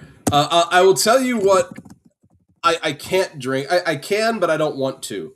I didn't classify it by name. It's just a broad generalization. Any kind of very hoppy IPA beer. Oh, that's a good one. They're disgusting. I remember when Jen and I were on our honeymoon. We had to do it. We did a 2-for honeymoon. We did New York and we did the Poconos because I was still in grad school. I had to take a final. So when we were in the Poconos, we were driving around. We found this bar, and of course we went to this bar. And I didn't know much about beer other than what I drank in college. Yeah. So we're at this ritzy place, and it had a cute little frog. It's frog hoppy or something. Oh, okay. I'll have one of those. I couldn't finish. It was a pint of beer. I couldn't drink more than like 4 sips of it, and I felt really bad. I was like, how can I like get rid of this? Like, can I get all of this in my mouth, run to the bathroom and spit it out? Can I just take it with me and dump it out? Like it I was it was bad. I remember the first time I had an IPA, and I was like, "This is what I'd imagine it's like to drink dishwater." But It's so just then when sour, unpleasant. my brother-in-law was working at a restaurant, he was like a manager at a place called Sixpen, and the bartender was doing like this educational thing. Like you come in and you learn about alcoholic beverages and stuff. I'm like, oh, he invited me and my other brother-in-law. So we went and we were like, okay. And he hands us this little like green dot. And he's like, here, put this in your mouth. I'm like, okay, sure. It was a hop. It was the worst tasting thing. It almost took 3 weeks to get that taste out of my mouth. Hmm. And that's when I learned, well, if you're putting hops in beer, it's creating this bitter flavor, which is just not for me.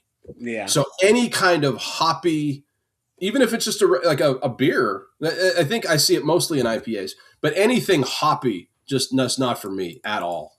same. Yeah, Sorry, not that was a Jeff. If good you made it this far into the podcasts, if you're into hops, that's better you than me. one. Mine. So let me see. I'm trying to find things because I did Google like some common things then because I struggled. Oh, now mine aren't Googled, so Well, these are things I thought of really driving in the car. so my first three were not Googled, and then I have two more that were not Googled. Um, but then when I Googled, there were some others where I was like, oh yeah, those are gross. But one that was not Googled is bubble tea. All right, now you got to explain that. What's bubble tea?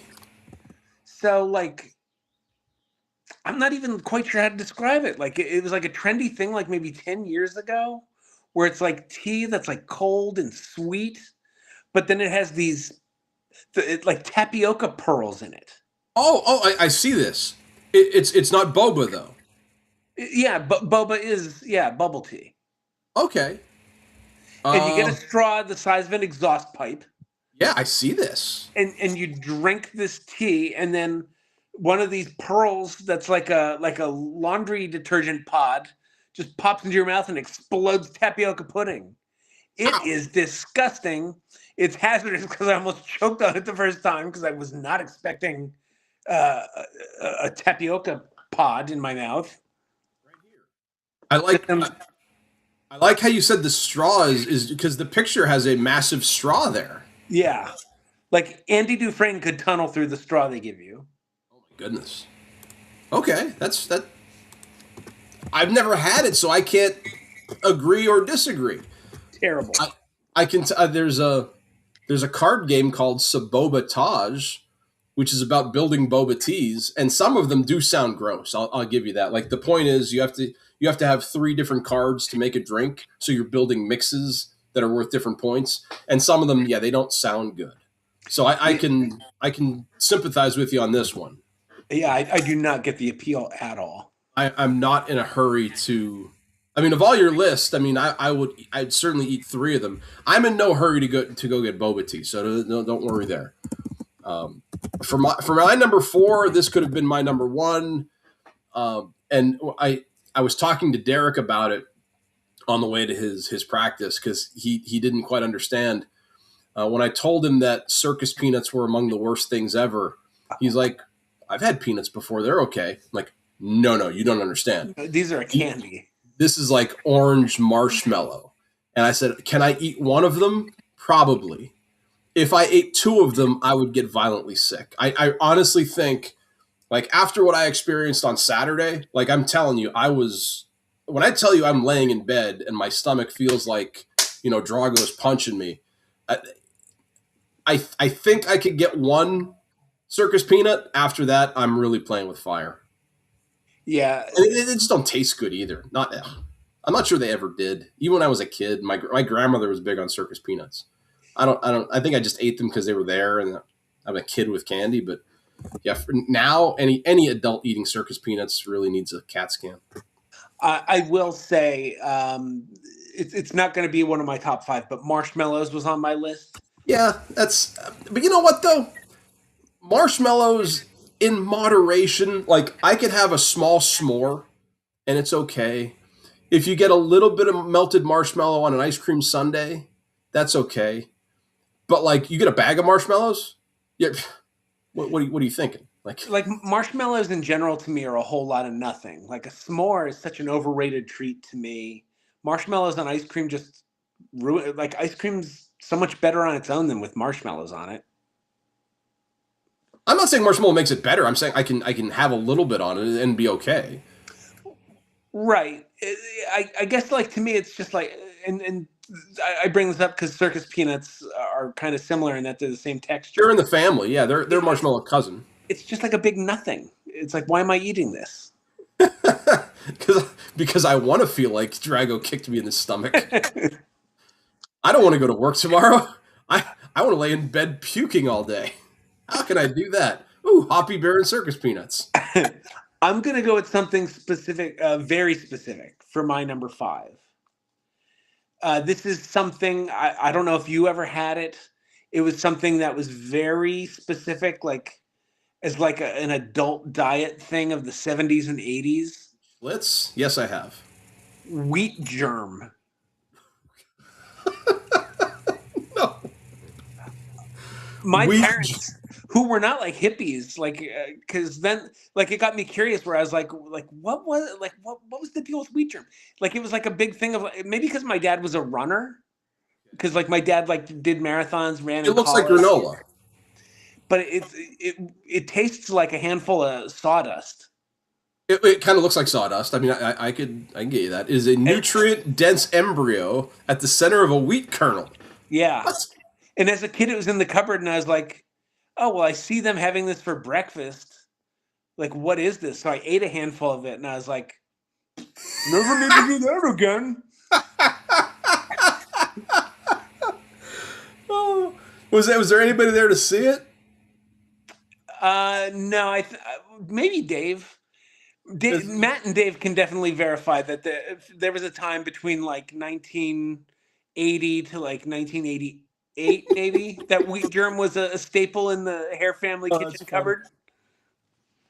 I could honestly say I don't believe I've never knowingly consumed wheat germ.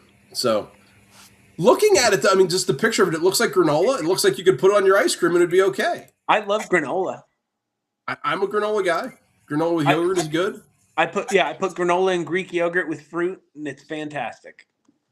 Fatted wheat germs. Like, how did your parents eat it? Just like by the spoonful, or they cook with it? See, like I'm trying to remember now, like if they put it on like oatmeal or something. Like they mixed it in something. Like my dad would You drink had to, because V8. My just looking at it doesn't look like you're going to eat that. my dad would drink a V8 and then he would have like wheat germ in like a bowl of some kind of like, you know, like a grown up mush. Was I was like, was well, your this isn't cartoons. I'm not was going to your watch dad this. was your dad a prisoner? Like, My dad ate like a 19th century prisoner. It was like gruel. seriously. Like, I get these weird videos on Facebook Reels every now and then. Like, this was the worst execution method in the Middle Ages. I'm I get those uh, too. like, oh, it's wheat germ and hoppy beer. Like, Yeah, like drink, I got one the other day consume where this, and your stomach will explode. they smothered a guy in honey and covered him in ants and then like pushed him out in like a rowboat into the middle of a lake. They gave him wheat germ, 2 weeks of wheat germ to live on. Huh. So So wheat germ's my number five. my number five is going to be one that I actually I sort of liked growing up, but then like something happened, and like I can't do the smell of it anymore. And I it's not just the salad dressing, but the little chunks of blue cheese.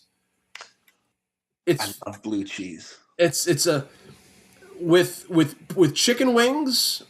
I the last time I had blue cheese with chicken wings, it was like, I don't know about this. Now I'm a chicken wing and ranch guy. And back in the coop days, yeah, chicken wings with blue cheese was great. I don't know what happened. I became old and I consumed too much Schlitz. Like See, it I warped don't my like taste buds. ranch. You and I could go out to dinner together and we wouldn't be eating each other's food. There you go. That'd be fair. Like, I Well, don't know we how you went don't out. like ranch, but We got lunch last summer. yeah, and we shall do it again this summer. I still think we should go to Philadelphia to go to a game, see Mattingly, but I you know, think so too. we got to cross schedules between Jen's musical, Derek's work, and I don't know. Maria's probably doing something goofy in there, but there it is. The top five draft foods that if someone brought us, we would send it right back. We would have them fired. Yeah, yeah. Let's get that person on the list. Top five. Now, this is your top five, and this was even tougher for me. I'll tell you what. Oh goodness, I didn't make a top five. I'm going to be doing this live. Sweet. All right. Do you want to tell the kids what the top five is, or? So I had said to you, maybe it was Saturday. I'd said, what if we pick our Yeah. favorite playoff memories, like non NBA finals, but like play NBA playoff memories. NBA playoffs. Okay, like non NBA finals. Like, wow. I mean, the Jeter flip was great, and like that wasn't the NBA finals. And then I think where we left it was like, maybe, if we think of something better. Well, my first thought was like I had one that popped right up. I'm like, I can fit. My memories are so hazy of NBA playoffs. Like I remember, some things, but other things, not so much. Especially outside of the NBA finals. So I have them. I don't know if I have them ranked. So I'm just going to give you the one that I thought of right off the top of my head. Because you saw the highlight of it a million and a half times. Jordan over Elo. Oh, that's a good one. I mean, it's just the way that he hung up in the air and did like this thing. Like Elo defends it well. How many guys tried to do that in the playground and like he Because hangs in the air for like 3 seconds. Like he's airborne longer than Randy Savage's flying elbow in WrestleMania 5. Just saying. I'm trying to remember what trading card company it was. It might have been Donruss or Topps, but they had that like in slow motion as like the end of the commercial. And I remember I would try to like replicate it based on the slow motion of like jumping and then like moving the ball and then the release. And like you said, like Elo played it well. Like and he defended him off the ball well too. Like they tried to deny him the ball. Yeah, it was a massive, one of the biggest highlights in NBA history. So like that was the first thought. Like, yeah, that's a pretty cool memory, I think. My number one, I'm probably going to go with Bird stealing the inbounds in the '87 Eastern Conference Final. Bird steals the ball, gets it off the DJ. DJ lays it up and in. Yeah, and I think what makes that is the announce the call of it really. Yeah, the Johnny Most. Now here's a steal by Bird. Bird gets the ball to DJ. DJ. And also, an underrated part of that play is the layup by Dennis Johnson is not an easy one. It was on the left side, but didn't he do it with his right hand? Yeah, he goes up with his right hand on the left Am side. I thinking about that right? Visual. Yeah. Again, one of those. If you put together a montage playoff highlights, I see a bunch of I get a lot of Larry Bird stuff on my TikTok too. You'd think we talk about Bird a lot here. That's one of the things that you see. And you know what bugs me? I'm you know what? I should save this. I define the guy. There's these people on TikTok now that they're like, I'm going to watch 60 seconds of highlights, and Larry Bird has 60 seconds to impress me. I'm like, are you friggin' kidding me? Like, I wasn't a big Bird fan when he was playing, and like I didn't really like the NBA until like the early 90s, and Larry had his run by then. His back was getting back. But I can go back and watch and appreciate the just sheer level of trash talk this guy had. Yeah. Like, you don't need 60 seconds of highlights to see if you're impressed by Larry Bird, but that's always one of the highlights. Like, they're like, oh, so he stole the ball and he made a pass. Dude, shut up. That's a big time play. To win the series.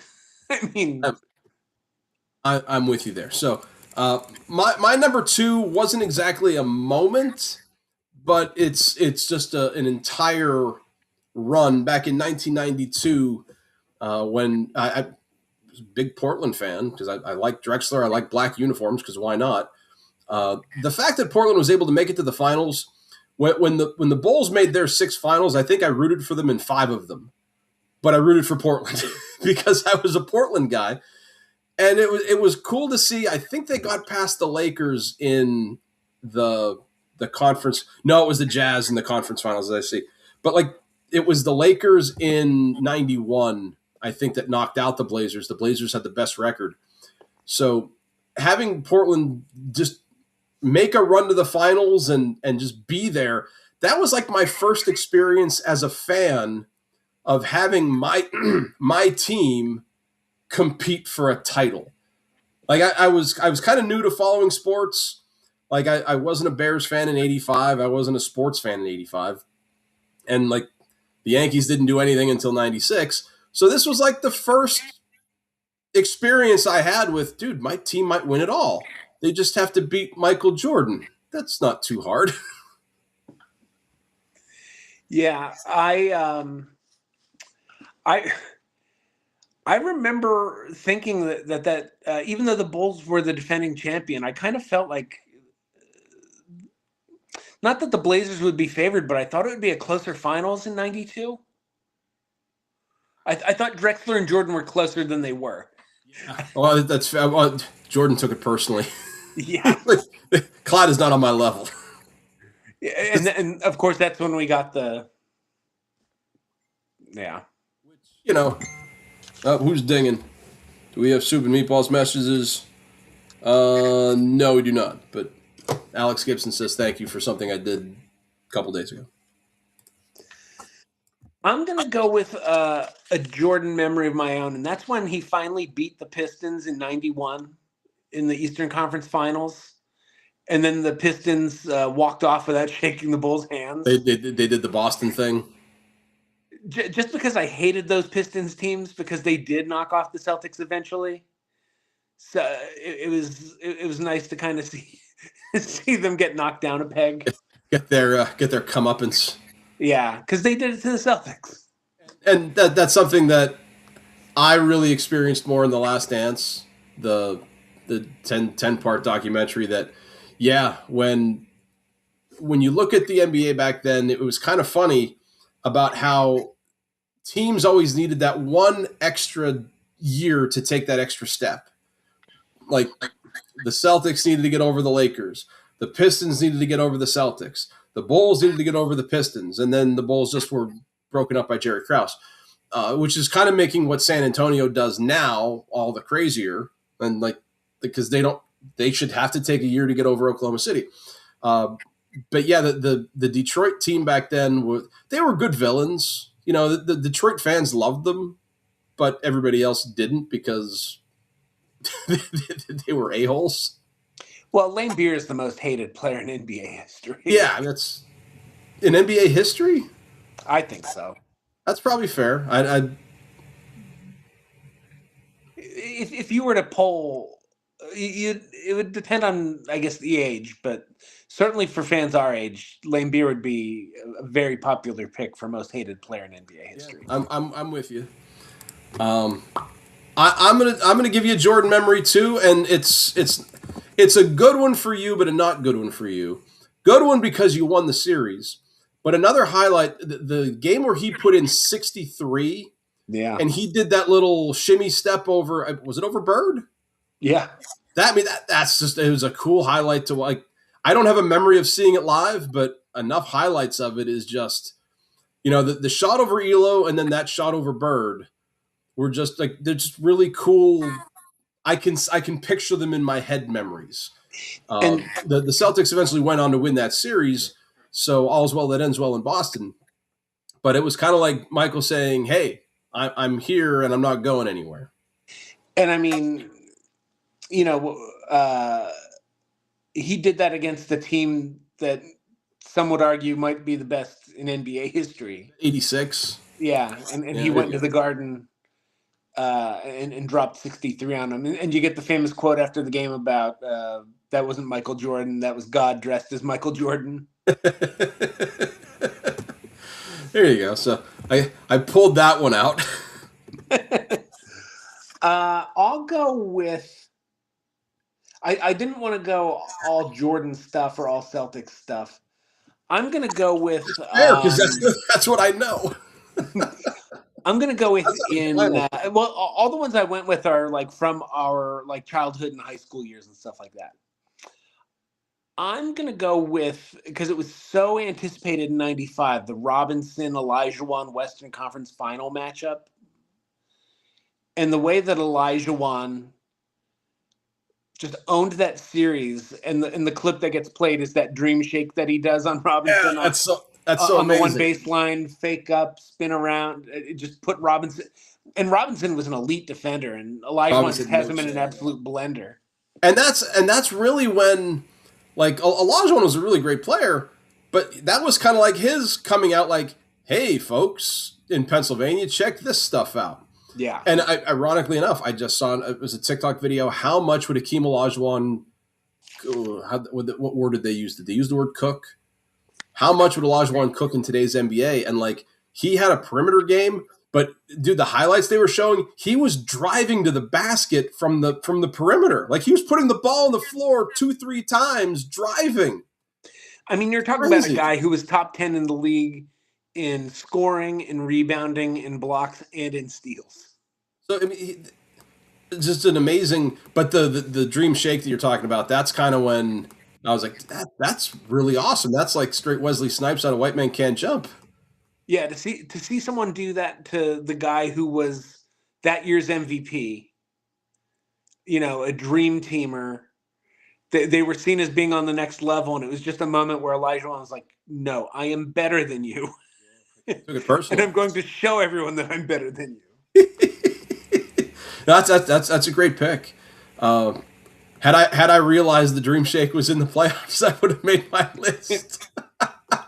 The fourth one I picked was it's really just it's two series from 92 and 93.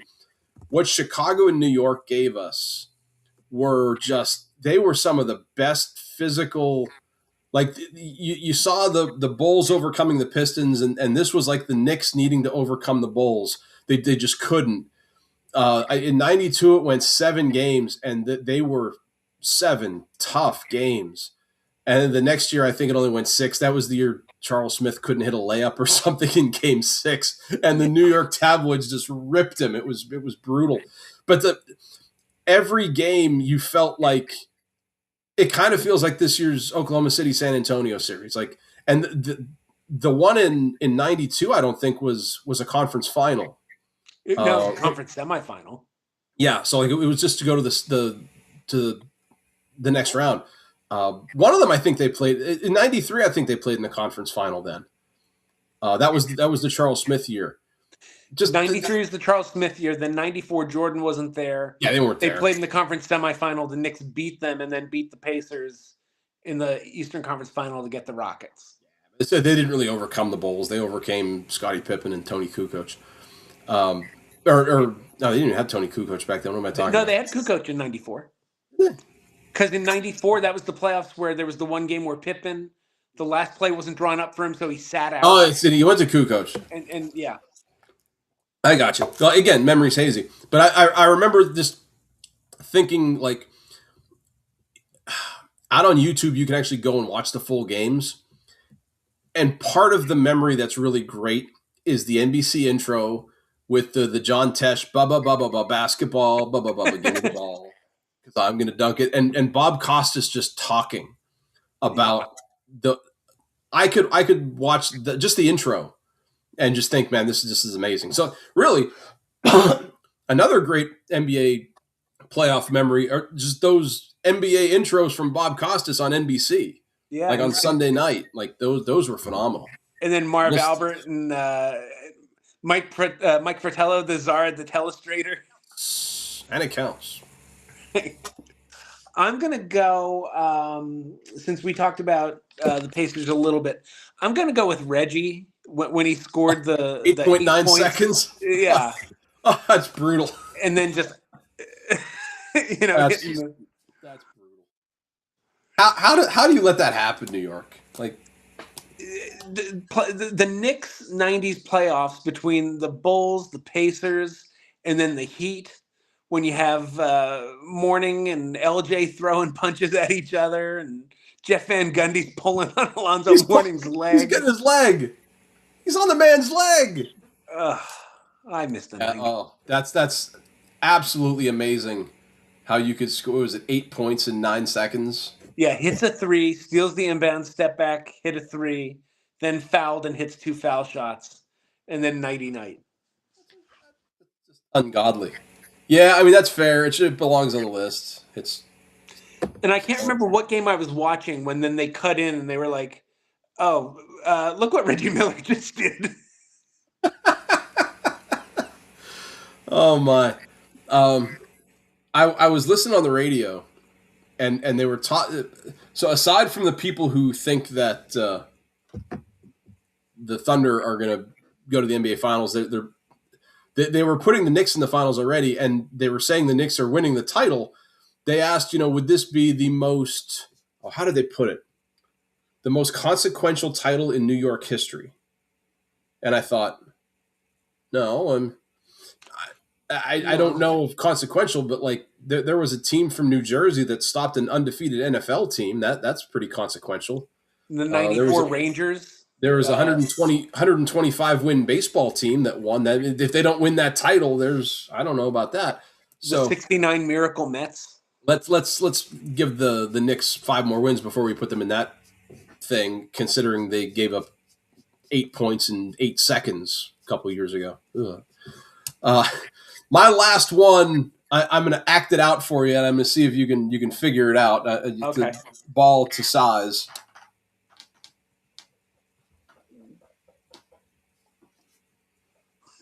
Bad. What are we looking at here? If I'm laying down in the lane and I'm doing this with the ball. Oh, Mutombo. Yeah. Oh, dude, the Nuggets fall down 0-2. I thought it was someone with shaky hands shooting a foul shot. Oh no! I'm sorry. So Coming back to beat the Sonics, the number 1 seed Sonics. Denver falling back 0-2, and I don't remember what year was that. 94. Was that 94? So then Jalen Rose was on that team. Because that was the year where it was Jordan steps away, and it was like, who's going to fill this vacuum? So I mean, the fact I like Denver because I like Jalen Rose. So the fact that they actually came back and won a playoff series, but just the visual of Mutombo, like, because when they fell behind 0-2, you're like, okay, this is a sweep. Oh, they won game 3. That's cute. Oh, wait, they won game 4. All they have to do is win one more game. So then that game 5 became super tense. And at the very end, I mean, I don't know how close a game it was, but. And that Nuggets team had talent between, Mutombo, they had Rodney Rogers, Alfonso Ellis, Mahmoud Abdul With Raouf on that team? Yeah. A young Jalen. That was a fairly good roster. Yeah. Imagine that. And that's what you miss by the first round going to best of 7, is it's that much harder for an 8 seed to beat a 1. Yeah. It's a lot easier to win 3 of 5 than it is 4 of 7. My last one. Oh, what's that? Very true, I said. My last one, I'm going to go with 93, just because I always had a soft spot for Charles Barkley. And it was Suns Spurs, and Barkley has a chance at the buzzer. He's got the ball in his hand to send the Suns to the Western Conference Final. And he's at the top of the key, and David Robinson comes out in isolation. So it's 1-on-1, 2 dream teamers. And Barkley makes his move, does a little stutter step, takes him down to the left elbow and shoots a jumper, 17-footer right over, 7-foot-tall David Robinson to sink it and win it at the buzzer. I think I remember seeing that. I've seen highlights from under the basket. Yeah, just a beautiful 17-footer that nothing but net from Barkley. And I like that moment because I feel like Barkley, he's such a presence on TV now. And he's so funny and so self-deprecating that there is a generation, or maybe even now 2 generations of basketball fans who forget how how good he was. Like Yeah, what yeah, he was the second best player on the planet. If Michael Jordan had not been in the league in '93, Charles Barkley, no doubt about it, has a ring. And I just love that moment of him one-on-one with Robinson and just hitting the shot to send him to the Western Conference Finals. that's I dig that. That works, man. Not bad off the top of the head. Not, I forgot you were off the top of your head. No kidding. Yeah. Now, off the top of your head now, All right. Mr. Smarty Pants, do you happen to know what national holiday today is?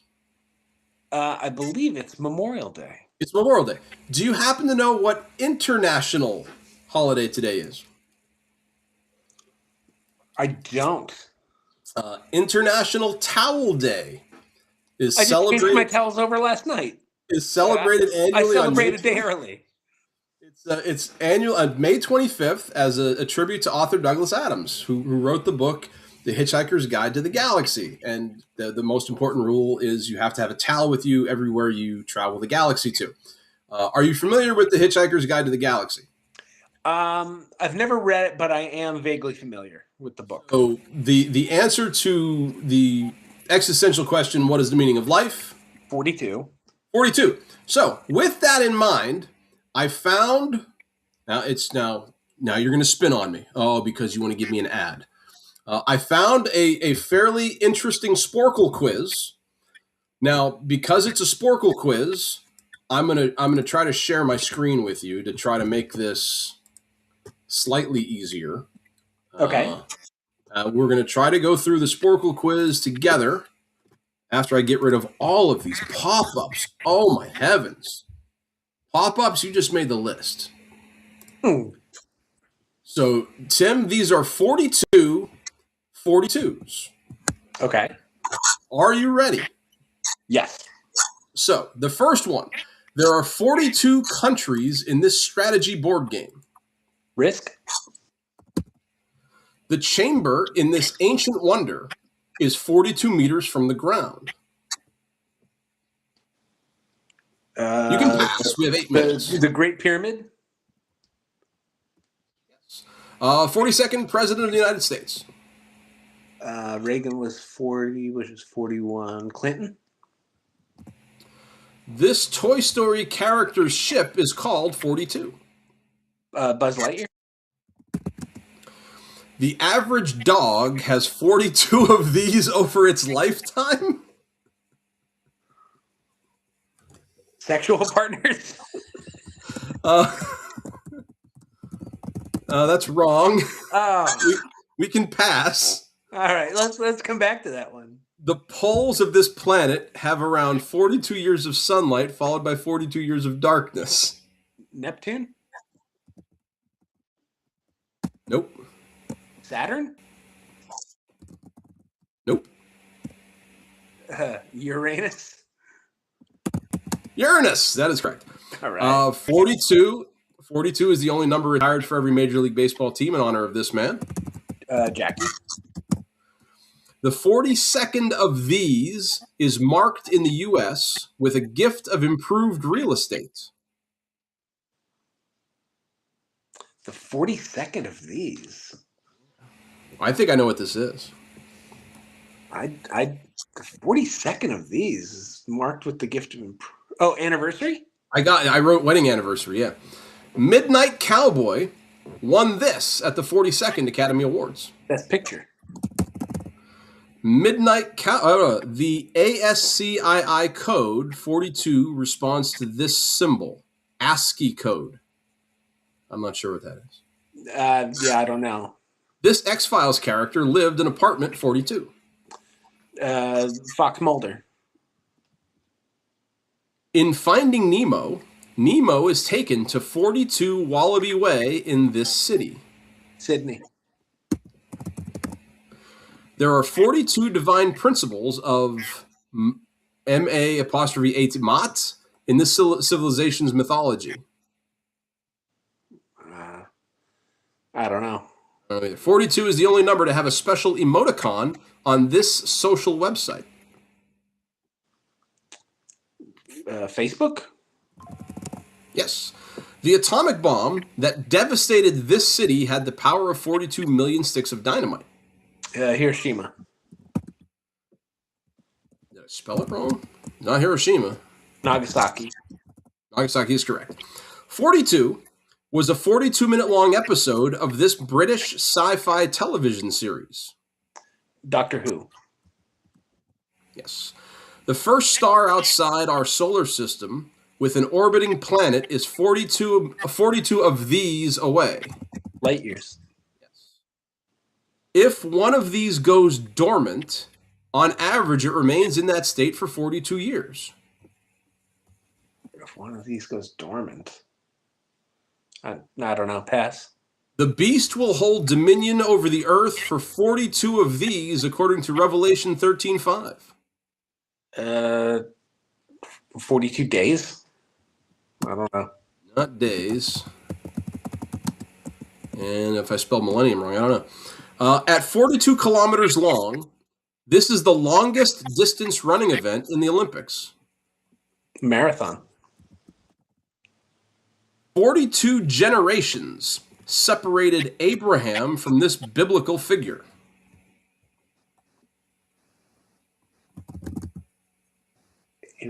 42. Moses? No. Who's the other biblical figure we all know?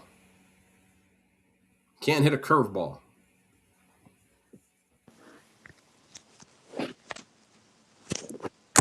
I helped you with that, man. Oh, I lost him. No! So now we pause.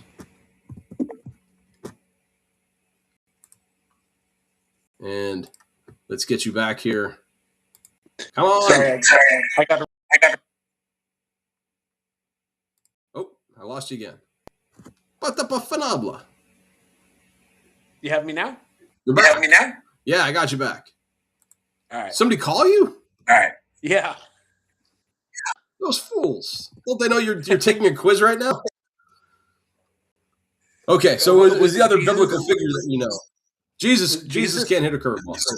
It is in fact Jesus. Here, we will resume now. There are 42 of these in a deck of cards.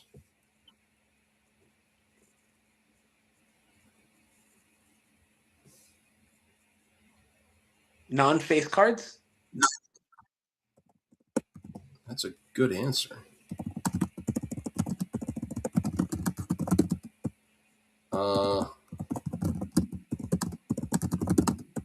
It's not taking it, so let's move on.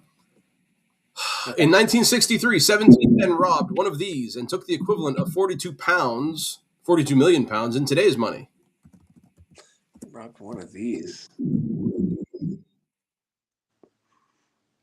I don't know. 42 is the ultimate answer to life, the universe, and everything in a novel by this man. Douglas Adams. This element, the 42nd most common in the universe, has an atomic number of 42. I don't know.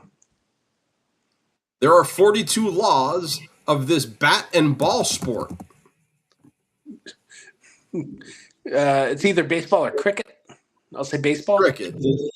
No, there's more rules in baseball. Are you kidding? Oh, no. Yeah, we have a ghost runner. All the unwritten rules. All three of the best-selling music albums of all time are 42 of these in length. Minutes. 42nd Street in Manhattan intersects with Broadway at this famous square.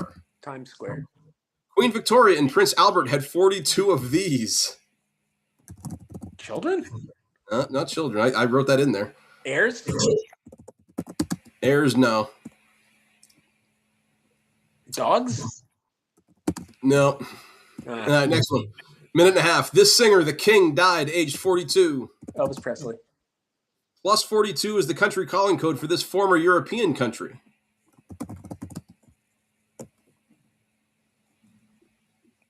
I don't know. 42 degrees Celsius is the normal body temperature for this domesticated fowl. Chicken? Chicken. And in 2016, this gymnast became the first woman to win 4 consecutive national championships in 42 years. Simone Biles. 42 is one of the recurring numbers in this TV show. Lost. In 2009, Forbes magazine ranked this royal the 42nd most powerful woman in the world. Queen Elizabeth II. This Southeast Asian country has the 42nd largest population. Laos. It's not Laos. Vietnam. Nope. Cambodia. Nope. We move on. The line between your eye and the top of this phenomenon's curve is always 42 degrees relative to the ground.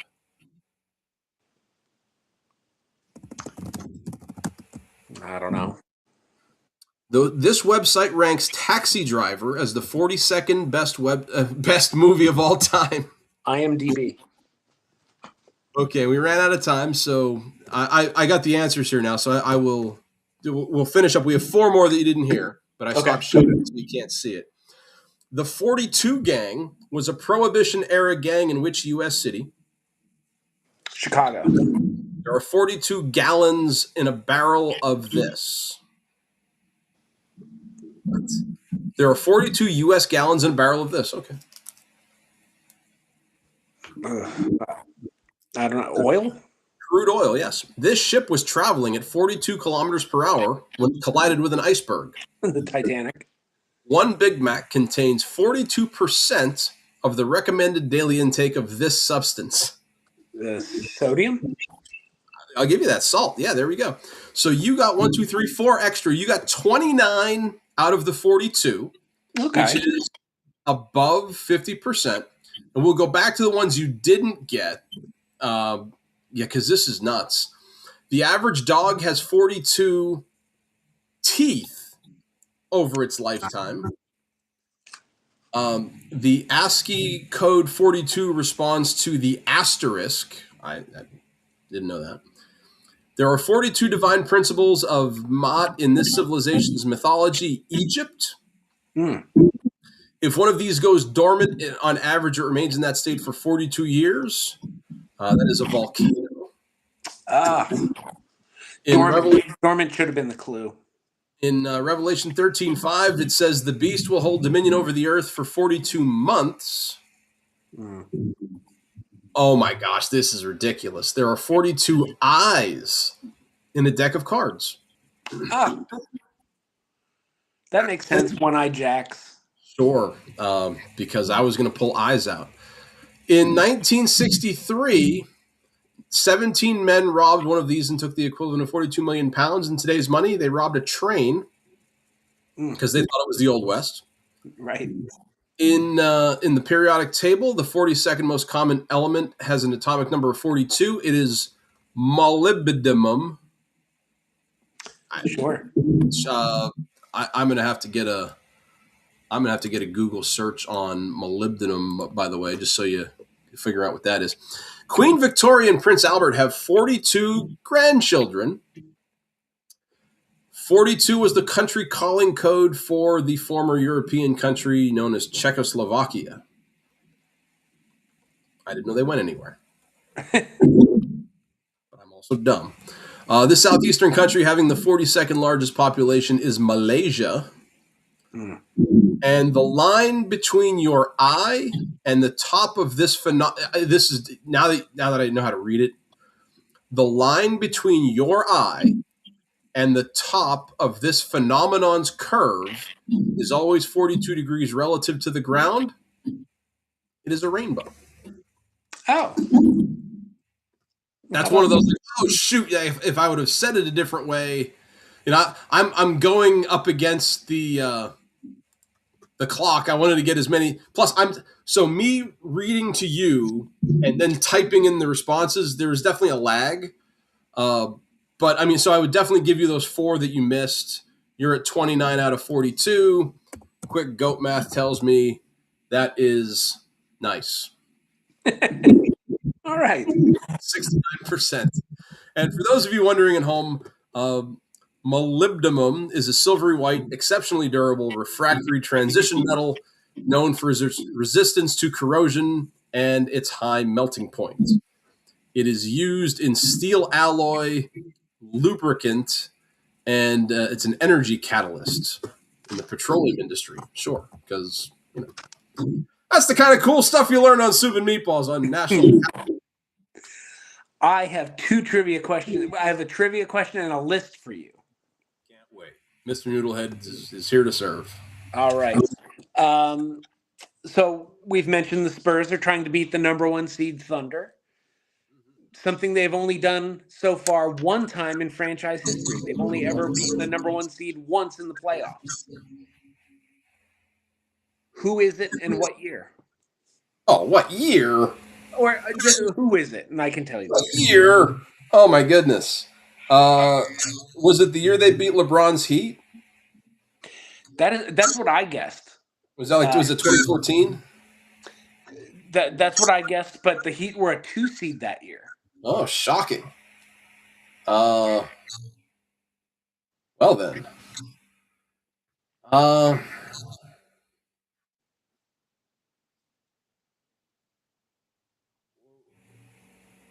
was Houston the 1 seed in '99 when they beat them? Another great guess, but no. Wow. How about one of those other teams they beat in the NBA Finals that I just. And this was back when they were like their dynasty years. They were like every other year. It feels like they played LeBron a lot though. So I'll give you one more guess here. Oh,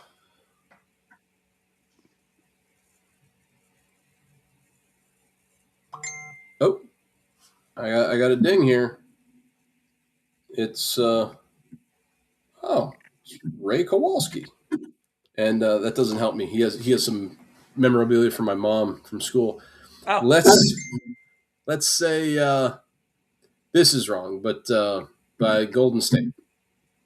no. In 2005, they beat the Phoenix Suns 4-1 on the way to their third title.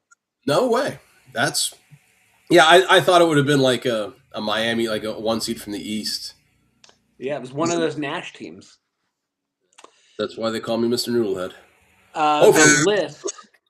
So of the 4 teams that are still alive in the NBA playoffs, the Thunder / Sonics, Spurs, Knicks, Cavs, between them have 7 players who have been named NBA Finals MVP. How many of those 7 can you name? Not many. SGA. Correct.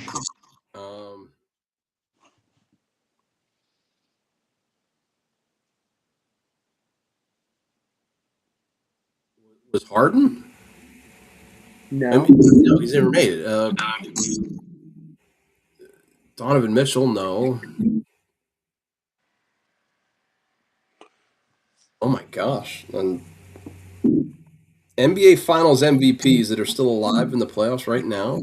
Right, but not players. So they won an NBA Finals MVP for the franchises that are still alive. Not active players. I may have worded that poorly. Yeah, a little bit. So, like, did Kevin Durant count?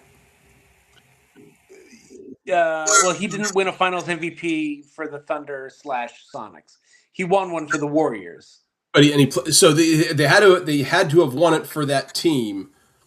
Okay. Right. So, like SGA winning last year obviously qualifies. Yeah, but he's on the team this year too. So it's so like LeBron James won a Finals MVP for the Cavs. Correct. 2016. So he's on the list. Yep, that's 2 of the 7. Who was the MVP when the Knicks? Was it Willis Reed? Both times they won their titles in 70 and 73. Willis Reed was the MVP. Tim Duncan. Duncan won 3 of them in 99, 03, and 05. It's either Tony Parker or Manu Ginobili. Let's go with Tony Parker. Tony Parker won in 07. Did Manu win the other one? He did not. No. Okay. Um, how many do I have? You have 5. You Out got Duncan Parker, of Reed, 7. Okay. SGA, and LeBron. So you have 2 left. Um, when you said Thunder Sonic, I don't think the Sonics won a title, did they?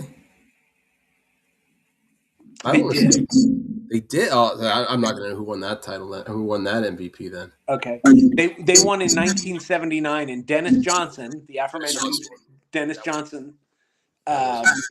won MVP. Um, and then how about did Kyrie win one? He did not. Which team? For the Spurs. For the Spurs? And it wasn't Manu and it wasn't Tony Parker. Well, Parker won 1 in 07. Duncan won 3. I had that name already. I mean, it wasn't Vinny Del Negro, was it? No, it was. Was it David Robinson? It was AI's favorite player. Oh, Kawhi. Kawhi in 2014. Okay, that's fair. I'm when you said AI, my first thought was Allen Iverson. Is there a connection there that I'm not sure of? Okay, no. Once I figured out where you were going, I don't feel terrible about that. No, it's a pretty good showing. I didn't overly embarrass myself. I think. Did you do a keep 5 cut 5 thing this week? I did. So obviously, with this being Memorial Day, historically that's the start of summer movie season. So these I have numbered 1 through 10 movies that are considered movies that came out in the summer movie season in the past. You name a number, and then we'll see which ones you keep and which ones you cut. Let's go with let's start in the middle. Let's go number 5. Number 5 is Raiders of the Lost Ark. Oh, wow, that's a keep. And I'll tell you what, I mean, when it hit the theaters, I didn't see it obviously because I was it was 1981 or 3. I often flip flop between which was better, Raiders or Last Crusade, as far as my favorite goes. But yeah, Raiders of the Lost Ark is phenomenal. The best part of that movie being that Harrison Ford was sick the one day, like they're supposed to do this sword fight, and he's like, "How did you shoot him?" That's isn't that just like how life is? Like just random stuff. Like the reason why we can't do this on Sunday is now we do it on Monday, which is National Towel Day, which we do this. Yeah, we just do this most iconic scene in movie history because he's sick one day. So yeah, we'll keep that easy. Good. I would also keep that. Let's go with Let's see what the kid feels about the old number 1. Number 1 is Back to the Future. This is tough. Because this is one of those movies where I think they create like forced tension. Obviously, he's getting home. Obviously. And the whole thing with the clock tower and this guy, the thing came unplugged and this. But it turned into a really cool series, and I love this. There's a YouTube thing. It's like a half an hour of like what would Back to the Future 4 have been. It entertains me. I will keep Back to the Future, but it might not have been kept depending on when I drafted it. If that makes sense. All right, that is 2 keeps. Let's go the other end of the spectrum. Number 10. Number 10 is back to Harrison Ford. It's The Fugitive. All right. This is where it's going to sound weird. I'm going to cut The Fugitive, but it's a tremendous movie. I don't want anybody to think I don't like The Fugitive, but it's also one of those movies that outside of a couple like iconic scenes where like Tommy Lee Jones is out in the train tracks giving the whole spiel, it can drag at times for me. And like when he's hunting down the Provasic thing and this, like that kind of backstory needed a little bit faster exposition for me and my attention span. If I'm watching that on a Sunday afternoon, there's a 75% chance I fall asleep. So what I'm hearing is you hate the fugitive. Exactly. Let's Fun go fact with. about me: I do a great impression of the villain from the fugitive, Dr. Charles Nichols. Yeah. What, Richard, I'm in the middle of this speech. that's borderline him or that's definitely like cartoon villain.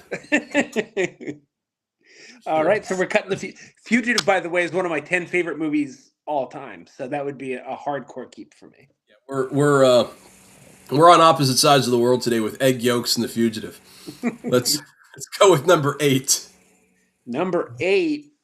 I saw this at the Laurel Drive-In, and my parents' car died because my dad kept the battery going. It is Batman, the original Michael Keaton, 1989. Oh, the '89 version. The car Well, died, and we got to stay to watch Lethal Weapon, which I was way too young for. Lethal Weapon 2. Lethal Weapon 2. okay, that's good. Um, oh man, this is maybe the toughest one so far. Um, this was like my first. Who's the goofy director that did this? Tim Burton. Tim Burton. This is like my first Tim Burton movie, but Batman was just coming out of the Adam West years when he was all campy and goofy and running up and down the pier with the bomb. Pow! And Boom. this was dark Batman at a time in our lives where like that kind of action figure or that kind of thing was just really cool. I remember showing like my dad didn't go see this, but we bought the VHS tape, and all the VHS tape was just a Batman icon, like that was Yep. it.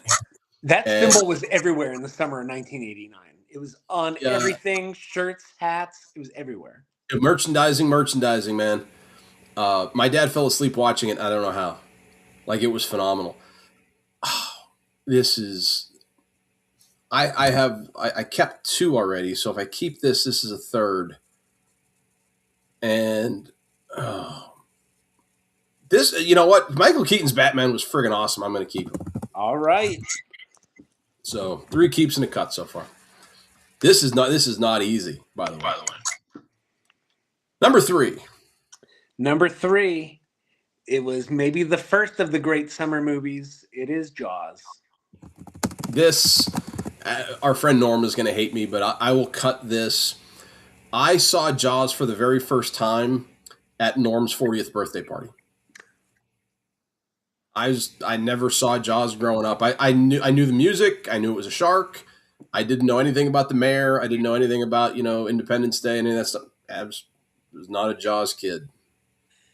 Jaws is one of my 5 favorite movies. I really like egg yolks. That's the thing about a shark. He's got black eyes like a doll's eyes. It's taken us 67 shows to realize that we hate each other. Yeah, there's some real tension developing here. No, I don't know why. It's just I never saw it, and the shark as a monster was like, I'm not going to go in the ocean anyway. But like, Freddy Krueger intrigued me because I used to like swords, and he had swords on his hands, and like everybody slept. So, yeah, but I did see Jaws in the theater with Norm, and when we came home, Derek got right on the piano and started playing the music. So that's pretty cool. I feel like any kid who's been near a piano has played the da-da. Yeah, or tried to. Also, shark. All right, so that's 2 cuts, 3 keeps. We're halfway through. Number 7. Number 7, the original Star Wars from 1977. Oh, that's a keep. And if for nothing else, that it kept me company on Saturday. I will always and forever have very fond memories of watching the Star Wars films with Derek over. We had nothing to do in lockdown, so I said, well, we can kill 3 hours. Let's start watching these. And just the fact that like that's something he and I bonded over, that we both like, is really cool. What's wild to me is the content that they're still putting out. And some of the content that you find on TikTok or Facebook that people generate with AI, some of the AI generated fan stuff is better than the Disney stuff, just from like a story perspective. And, it's like I never really got into fan fiction, but it's because I don't read a lot of books. The fan fiction AI videos I get into. So like this thing just has blown up to bigger than I think anybody thought it would back in the 70s. So yeah, that's an easy keep. All right. I can keep one more of these four, so I got to be judicious here. Let's go number 2. Number 2, I think I know what's going to happen here. Top Gun. Top Gun's a cut. Oh my gosh! Not only, again, I didn't watch it. It was one of the worst video games ever. Terrible video game. Very cool theme song. I'll give them that. But yeah, I have no problem cutting this, and I have nothing else to say. All right. Let's go number 4. Number 4. I know which way your sister would go on this. Which way will Max go on Jurassic Park? Absolute monster of a marketing machine. The very first time you saw a Brontosaurus was like, wow. And the special effects still hold up. Oh, yeah. However, partially because, and this is funny coming from a Star Wars fan, they have completely oversaturated this. Yeah. How many Jurassic Park movies have there been? It's got to be close to 10 now. It's like a baker's dozen, Jim. How many times are you going to go to the stinking island, leave the dinosaurs alone? They're going to get cut. All right. We're down to the nittiest of gritty. And some of like the last one I saw had like, it was like the ultimate weapon dinosaur. It was like a He-Man figure where there's the dinosaur that had like freaking lasers on his, like, come on, stop with the Jurassic Parks. But the original one, revolutionary, musically, visually, all the stuff. I nothing but respect for the beginning of the franchise. Where they went though. Ugh. All right, what do I got? I got 6 and I got 9. Nice. Let's go with 6. Number 6 is Men in Black. So, I think they made 3 Men in Blacks. They did. So this is not totally. I like Men in Black 3, and they did this stupid thing about how they always knew each other. But when I was in IUP, I had to take a dance class, and for our final, I was in a group with a bunch of girls. Shocking, I know, how many guys were in this class. We did a Men in Black dance, and I got an A in the class. Oh man, without knowing what the last one is, this is tough because I don't hate Men in Black. I don't hate Men in Black 2. I don't even hate Men in Black 3. And I have no concept of what number 9 can be. But I'm gonna risk it. You know what? Because why not? I'm gonna cut Men in Black. All right. What do I get to keep at number 9? I think you're going to be happy with your choice because number 9 is Ghostbusters. Oh, was that a summer movie? Yeah, summer of '84. No, well, I was 6. I was into He-Man back then. Speaking of He-Man, we're down to what? Next weekend. 11 days. Ooh, nice. Yeah, June 5th. So, I mean, the same day as Benton High School graduation, by the way. Chambersburg graduates this Friday, so I don't have to worry about I don't have to worry about missing out. Did you see some of the stuff they're giving or they're selling for this Masters of the Universe movie? I saw there's a Castle Grayskull popcorn bucket. That's fine. I really think they're selling a Power Sword drink. Oh, I think that's a thing. I gotta look for this. We'll Master of the Universe movie drink sword. Because if this is a thing, I'm going to spend $200 at the movies. I need you to look at this and tell me if you think you could pour a soda into, like, so you unscrew the handle. I don't know if I can make it bigger. That's what she said. So that's not it. But like you unscrew the handle and like AMC Cinemark and Regal, it's a 40-ounce drinking thing. I don't know if I'm still sharing. Do you see the Facebook thing? No, I just see a bunch of like thumbnails. How's this? Oh yeah. Okay, so like you unscrew the top and like you put a straw there or something. It's $39.99. I want 10 of them.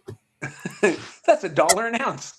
I mean, that's ridiculous pricing. But along with the what do you call it?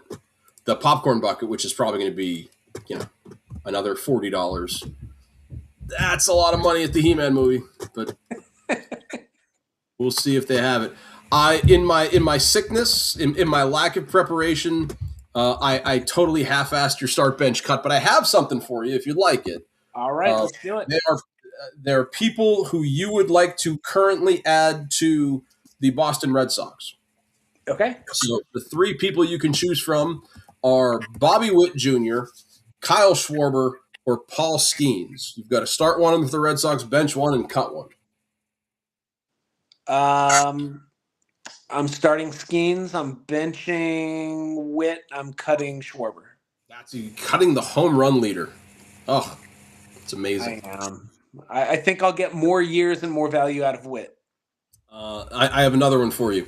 Would you like to start, bench, or cut the Castle Grayskull popcorn set, the Power Sword drink set, or a Dippy Egg?